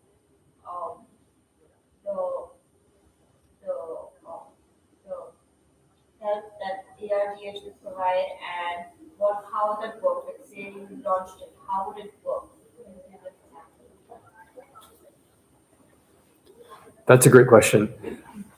The way our group has envisioned this is that we would utilize the facilities and the infrastructure that Podar College already has here, the classroom space, the connections within the community of Nawalgarh and Rajasthan. We would utilize ARTH connections and resources to bring in providers, bring in preceptors and educators. So it would be a shared ownership, if you will, private and public partnership, where majority of Podar's assets would include teachings and classroom spaces, as well as curriculum development, and ARTH resources would include more of the writing and, I would say, advocacy components to getting in more instructors. I hope I answered that question. Thank you.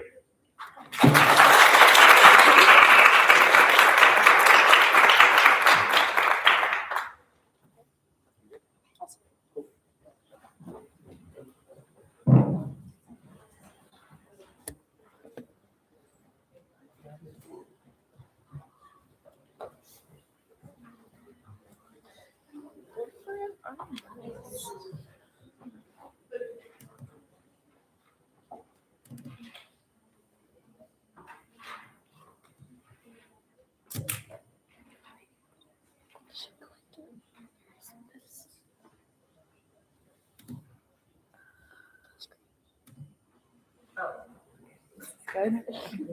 Hi, everyone. My name is Nora Honeycutt. We've got Emma Denton, Sibi Das, and Emma Klingerman. And today we're going to be talking about Rajasthani cuisine. We're going to go over the geography and climate of Rajasthan. We're going to go over the available ingredients, the religious context behind food in general, and then also give you kind of an example of what eating in a day in Rajasthan looks like. So the geographical contrast in Rajasthan. Rajasthan geography is shaped by Arunachal Hills, which divides the state into two distinct regions. The eastern region receives more rainfall and has relatively fertile land, while the western and the northwestern regions forms the Thar Desert and is one of the driest areas in India. The climate. The desert climate. The western and the northwestern region experiences an extreme desert climate, with summers temperatures ranging from 40 to 48 Celsius, while the winter temperatures can drop from 5 to 10 Celsius at night. Rainfall is very low and irregular. Impact on agriculture. Because of this harsh weather, millets, pulse, and mustards are grown easily, while water-intensive crops such as rice, wheat, and fresh vegetables are difficult to cultivate. Okay, so based on the climate and what she's just talked about, because the desert does get so dry, it makes it very difficult for certain crops to be grown. So lots of sustainable ingredients that can be saved for dry seasons when nothing grows are preferred, such as lentils, wheat, and rice, which are hardy and can be dried or are already dry and can be used for long periods of time beyond when they're just reaped. And so various forms of wheat, such as crushed, malted, and baked, can be used. Wheat is especially helpful, even though it is harder to grow in this region, because it can be prepared in so many different ways that taste so differently. So it gives more of a variety in daily cuisine based on something like rice, which is kind of difficult to be prepared in a lot of different ways that taste so differently.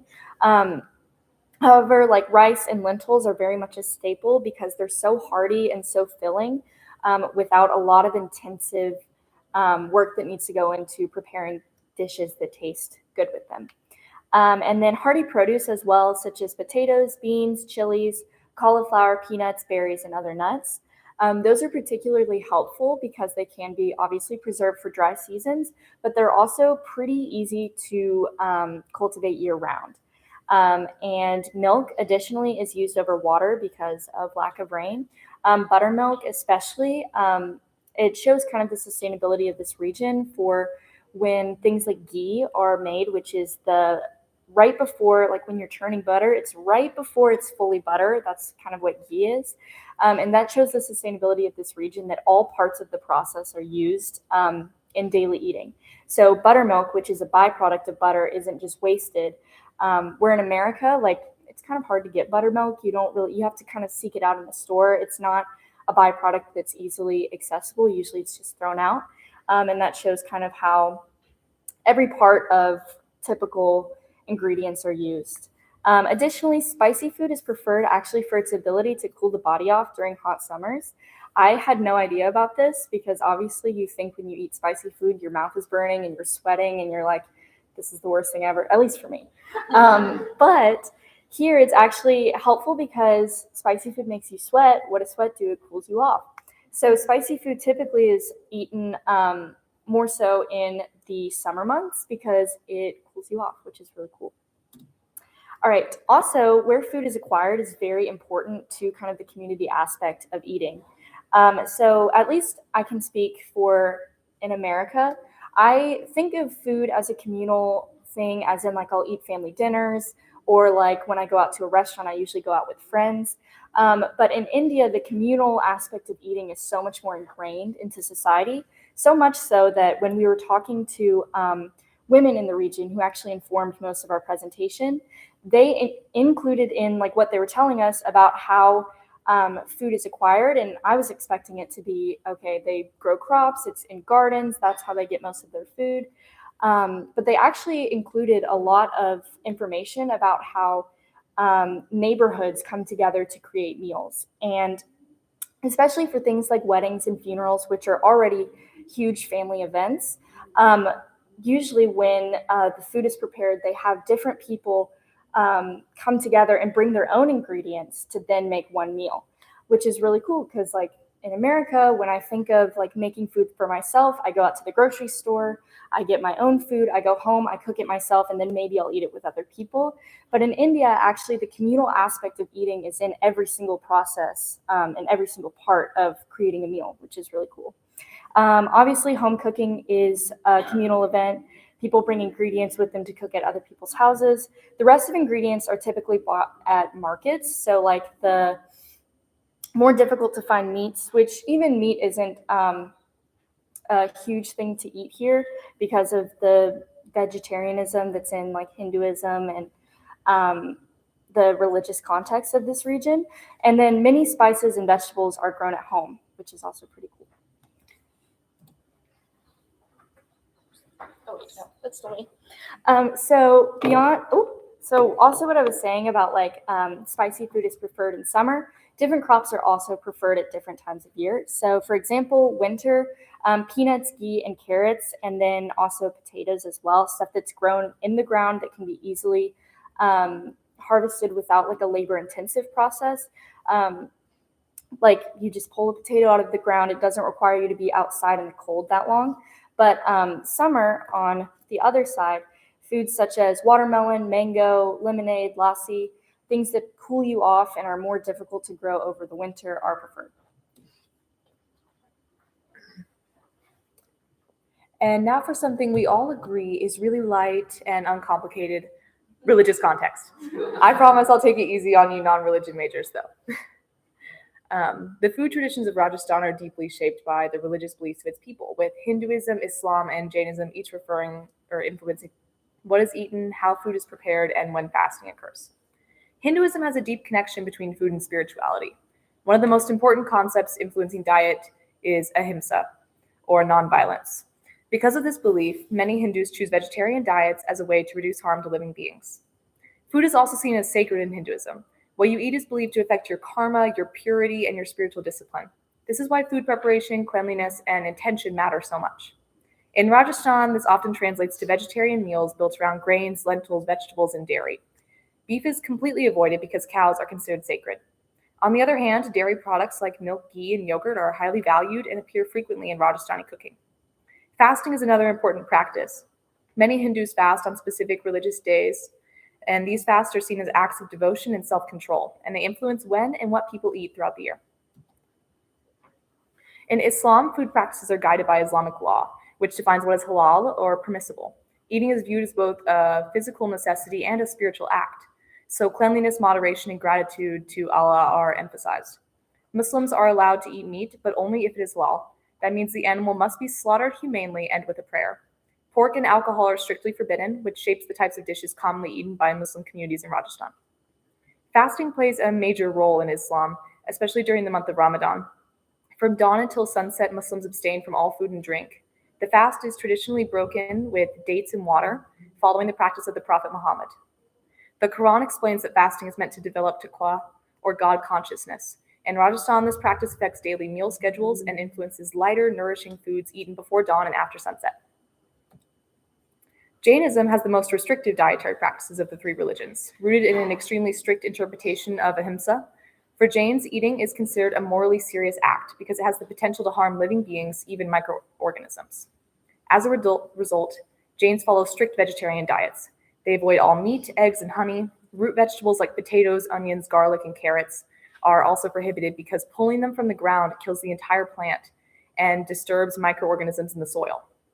Food must be freshly prepared and eaten before sunset, which directly affects how and when meals are made.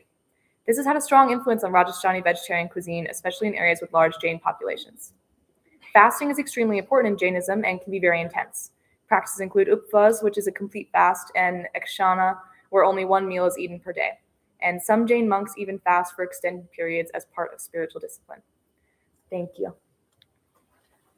Okay, now we're quickly going to touch on the intersection between cuisine and class. Now, it's fairly intuitive that one's socioeconomic status would affect what they can afford, which has a lot of effect on the ingredients used. So, for example, if someone's working in the field, they have a limited amount of time to cook, they need something that's going to last a long time and be satiating, that typically leads to eating foods that are easy to prepare, like millets, but also buttermilk because that's fairly filling. But on the other end of the spectrum, if you're a little bit more well off, you might indulge in a little bit more ghee because that's labor intensive, or you're able to afford dried fruits, which are expensive to import, and then also saffron because there's a low yield per plant. So that makes it a little bit more rare and a little bit more pricey. Now, before we move on, the women that we interviewed, we asked them what their favorite meals for each dish of the day were. So we'll go over that. And we've actually had each of these dishes that they recommended coincidentally. So feel free to reflect on your own experience enjoying each of these. Now for breakfast, we're gonna have millet roti. This is very similar to that naan, that flatbread. We had this during lunch actually in the little pot. So if you had that, you're welcome. You've enjoyed this, okay. Now the way you make this is you're gonna heat up some water, you're gonna mix in the bajra flour, you'll knead it to a soft dough and pull off little pieces, pinch it off, lightly dust it, gently roll, and then you'll cook on both sides on a flat pan or skillet. Now for lunch, we're gonna have dal and bhat, which is lentils and cooked rice. And the way they typically prepare this is by washing the dal and soaking it for several hours. And then in a pressure cooker, you'll add the lentils and your water and your seasonings, which make it particularly tasty. And then after they cook, you'll heat up your ghee and then add your cumin seeds and your chilies for a little bit more flavor. And then once this is done cooking, you'll also add that dal and that mix back together, and you can serve it over rice. And now for dinner, we're gonna have the gate ki sabji. This is something we've had actually on right before we took the Heritage Walk. We had this during that lunch. It kind of felt like a meat substitute of sorts. And the way they make this is by making the dough, which is actually a very intensive process and has been dumbed down to one step, but it's actually very many steps. So you'll make that and boil the dough, and then to make the gravy, it's fat curd and water and spices and onion paste for all the flavor, and then you'll add a little oil and then bring that mixture to a boil, and then you'll add that cooked dough back in there, season to taste, and enjoy.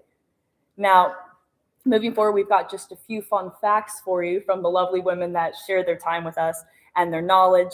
Number one is that most people in Rajasthan don't really go out to eat. That's kind of a novelty, but there is some growing popularity among the young community. And number two is that Rajasthani cuisine is naturally gluten-free. That's not because there's some kind of intolerance there. That's just because that's what the ingredients give. That's just a result of circumstance. And then number three, similar to how Mexican food is super popular in America, the most popular cuisine other than Indian food in India is Indo-Chinese food, which we thought was super cool. We were like, oh, that's so random. But yes, that's really cool. And I guess proximity plays a role into that. And thank you. And here's the photo of us with the lovely, lovely cooks of Rajasthan.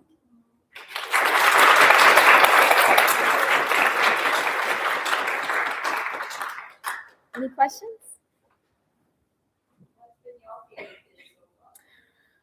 That's so hard. Okay. Oh, I have one. Oh, she has one. The bati. I think that's how you say it. It's it's like the ball. Yes, the wheat ball has the ghee on it. Oh, I really enjoyed that, and we had that on Sunday, and I just thought it was really good. I have an answer. I love jalebi. The dessert. I literally went back yesterday, and this is so embarrassing, but I went back after everyone had already finished eating, and I grabbed a handful and ate it all night. So, big fan. Oh, yeah, anything else? Can you say something about Manohar? Oh, yes. This is the practice in Rajasthan of having this communal effort and people welcoming people into your home, and that it's very rude if you self-serve yourself, and also eat everything, try everything, and let them serve you. So that's a practice they practice here.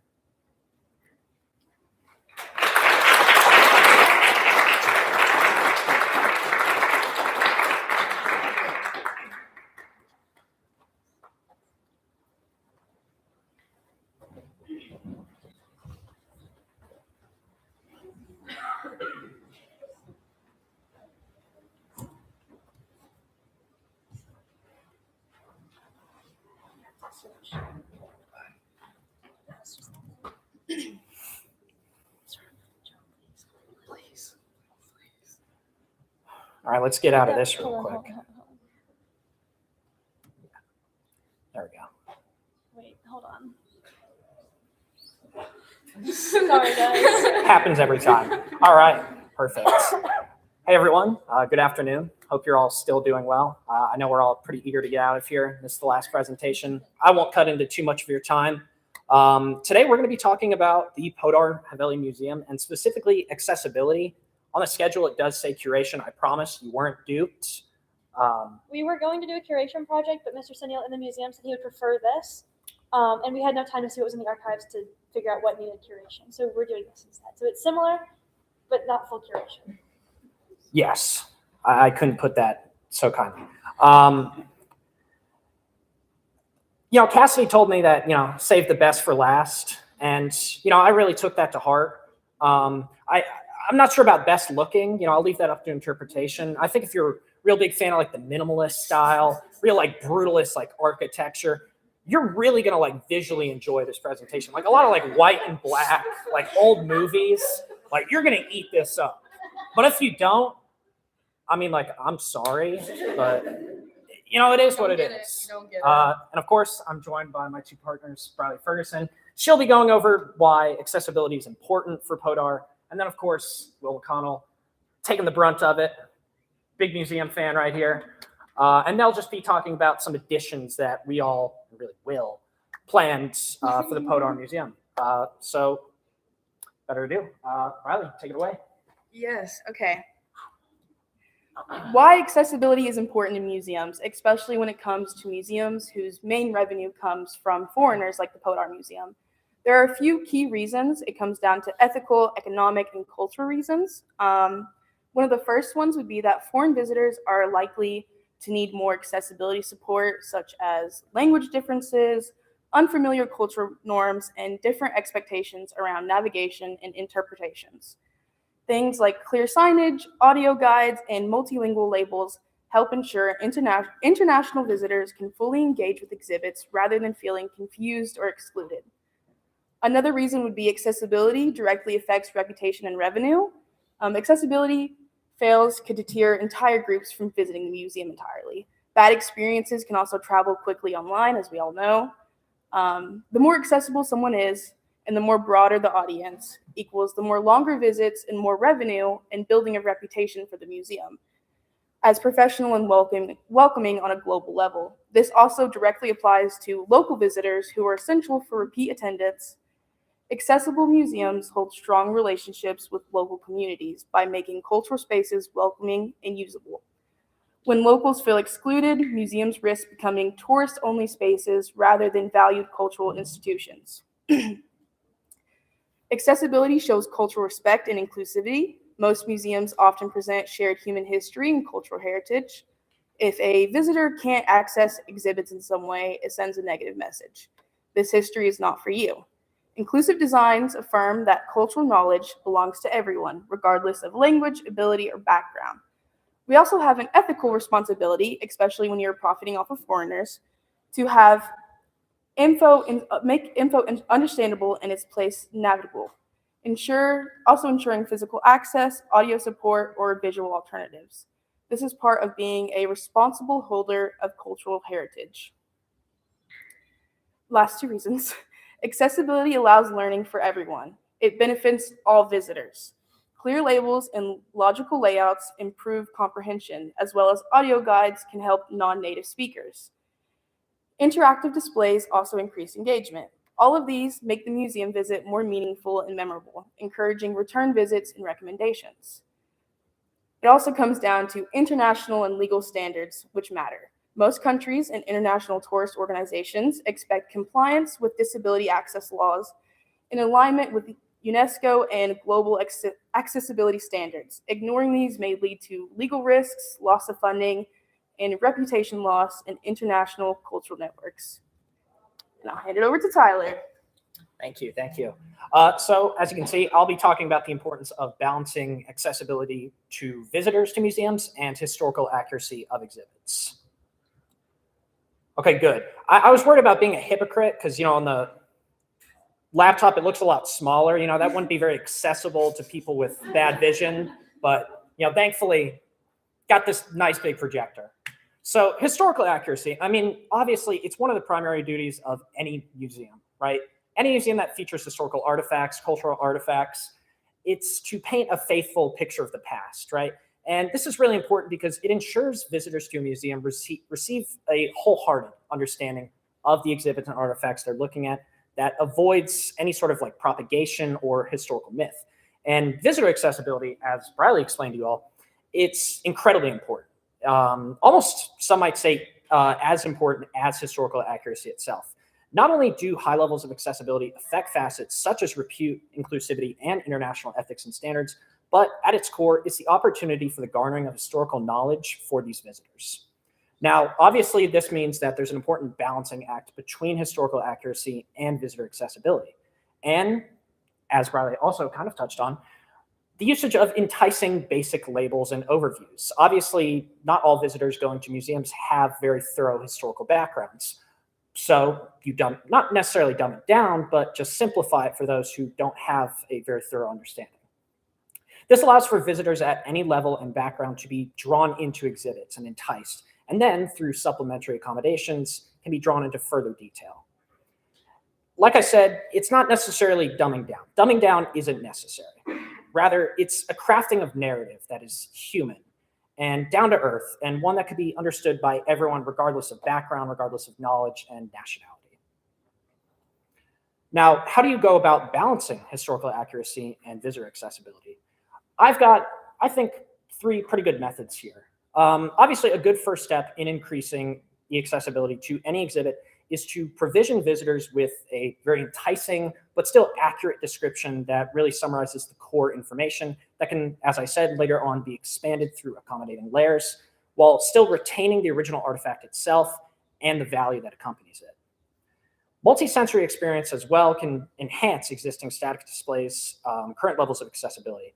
And a good example of this would be through the usage of auditory aids to serve as sort of an alternative means of description, which allows, again, for the information to be retained and the accuracy while still, of course, having good levels of guest accommodation. And I think especially in the case of the Podar Haveli, I mean, it's hard to really put into words.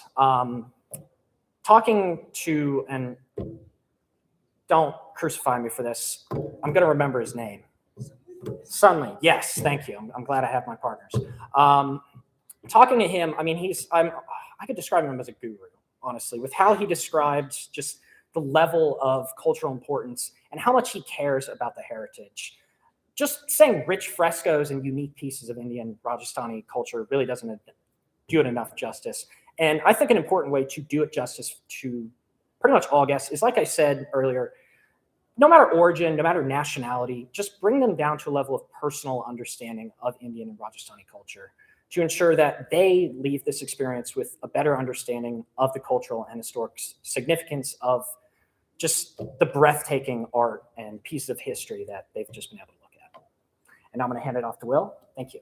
You should also ask him to see his dance videos. He makes a lot in the Haveli, and he's famous online, famous on Facebook for his People dance videos. have like traveled from Mumbai and like to come see him. Yeah. So Big you name. should. He does it Check good. Yes. Okay, you're fine. So now I'm going to talk a little bit about how to make the Podar Haveli Museum a little bit more accessible. So for an overview, I'm going to be talking about different audible aspects that can be added to the musical instrument room, textual descriptions for all exhibits, and then textual and photographic descriptions of for the turban room, as well as guide pamphlets in various languages. So as for the audible aspects, visitors from around the globe may be unfamiliar with the sound of Indian folk instruments. We can't expect everyone who comes in and out of the museum to know what these instruments sound like off the top of their head. So by allowing guests to hear instruments, they may relate them to other instruments they've heard, or else allow them to leave with a better understanding of Indian folk culture as a whole.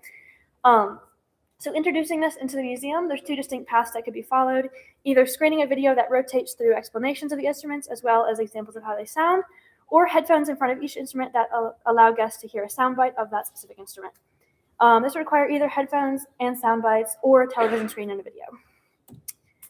Textual descriptions. So one of the biggest things I kind of realized in the museum is that there was labels on things, but not much of a description, which if you're talking to Mr. Sunil, it's fine. He knows everything about the museum, probably better than any descriptions I ever give. But when you're wandering alone, it's kind of hard to put the pieces together if you're not really sure what you're looking at. So I feel like the addition of descriptions of historical context, such as in the palace room, it could be information on where they were built and under the rule of whom, as well as religious context, discussing like whom the festivals are for in the festival room, or cultural significance. Like in the bridal costume room, there could be details providing why certain types of jewelry are worn versus like why the mehndi is important, and explaining more about the caste system of the wedding costumes. So this could be introduced with text boxes inside of the display cases describing each artifact for gallery rooms, whereas in the fresco part of the museum, there could be stands with codices on them providing images and information on the frescoes. Turban room descriptions, it'd be kind of similar with the text box thing, so I won't get too much into that. But also, moreover, a lot of people from the West and from even maybe other religions within India might not be familiar with the cultural significance of the turbans. So providing a little bit more about that, outlining the process of putting them on versus like what different turbans might mean, would be very informative to guests with less familiarity, as well as possibly, I'm not sure, maybe like even like a prop turban or like some example of like letting them do it themselves, almost like how the guys got to do it in the museum. Just kind of feel like that would add an extra level of like understanding. And then lastly, guide pamphlets. So per request from Mr. Sanel, we were talking about doing like the descriptions all in English because he was saying most people who come in and out have more familiarity with that than any other specific language. But having guide pamphlets in other languages, such as in Hindi, Urdu, Punjabi, and then French and German, because he was saying they get a lot of French and Dutch and German visitors, would be very, very useful because then they wouldn't have to rely on English, which they may not know fluently or may not know at all, and also just provide people a more personal experience in the museum. So materials for this would just be like brochure paper and also a way to translate properly so you're not just using AI to be like, do this for me. These are our few sources. And we don't have a thank you slide, but we would like to thank Mr. Sanil and the museum, as well as our professor for teaching us so much about the history and culture of India. Thank you so much.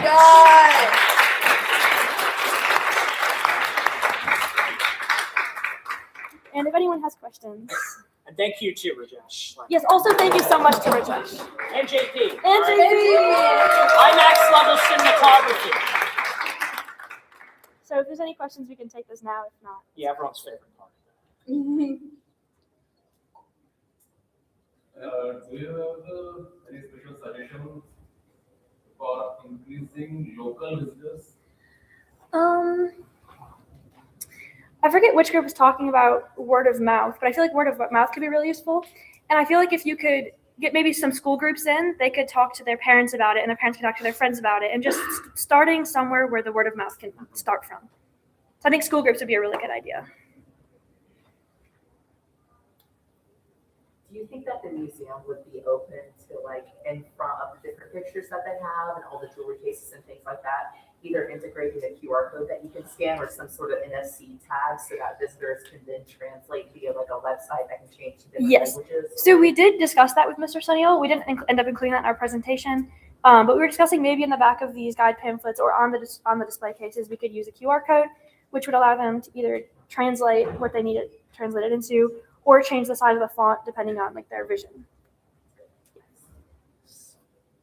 Do you all happen to know if there is an Indian equivalent of the ADA for America and how that would be implemented in museums? That is something we did not look into. We probably should have.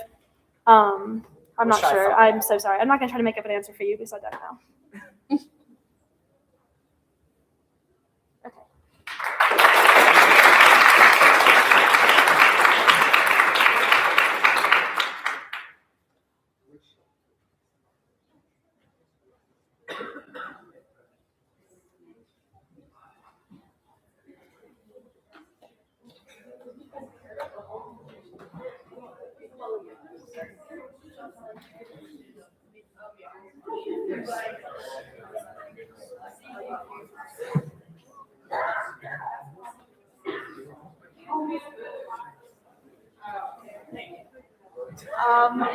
I think that's all the presentations for today. I think sirs have marked your performance as well. I would just like to say that it's really incredible the amount of depth you have achieved in the short time here, be it in the history group through the presentations on historical topics. You have really spent time in understanding and truly respecting our culture. So I thank you for that. I thank the museum groups for working so closely with Sunilji, and I have a personal vested interest in that. So send me any detailed recommendations. That's something I'm really looking to apply myself. To the sustainability, all the partners you worked with, you truly understood India's circumstance and understood it at a grassroots level and also understanding the nuance of how different regions in India, from the urban to the rural landscape and how they operate. seeing these presentations, I was directly able to correlate them to contexts which I'm aware of as an Indian. So for you to have achieved that in such a short amount of time is truly commendable. And I think all of you deserve a round of applause for some very, very excellent presentations.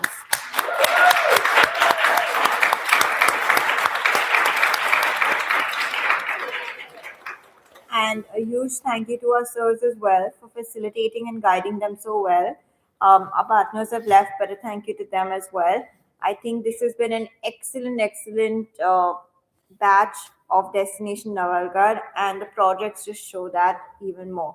So thank you. Now I won't keep you long. You can go on, head off to the bus, and go get some rest before a very exciting evening. Okay? Thank you. Bundle up. It's quite cold. It's gonna get colder, and yeah.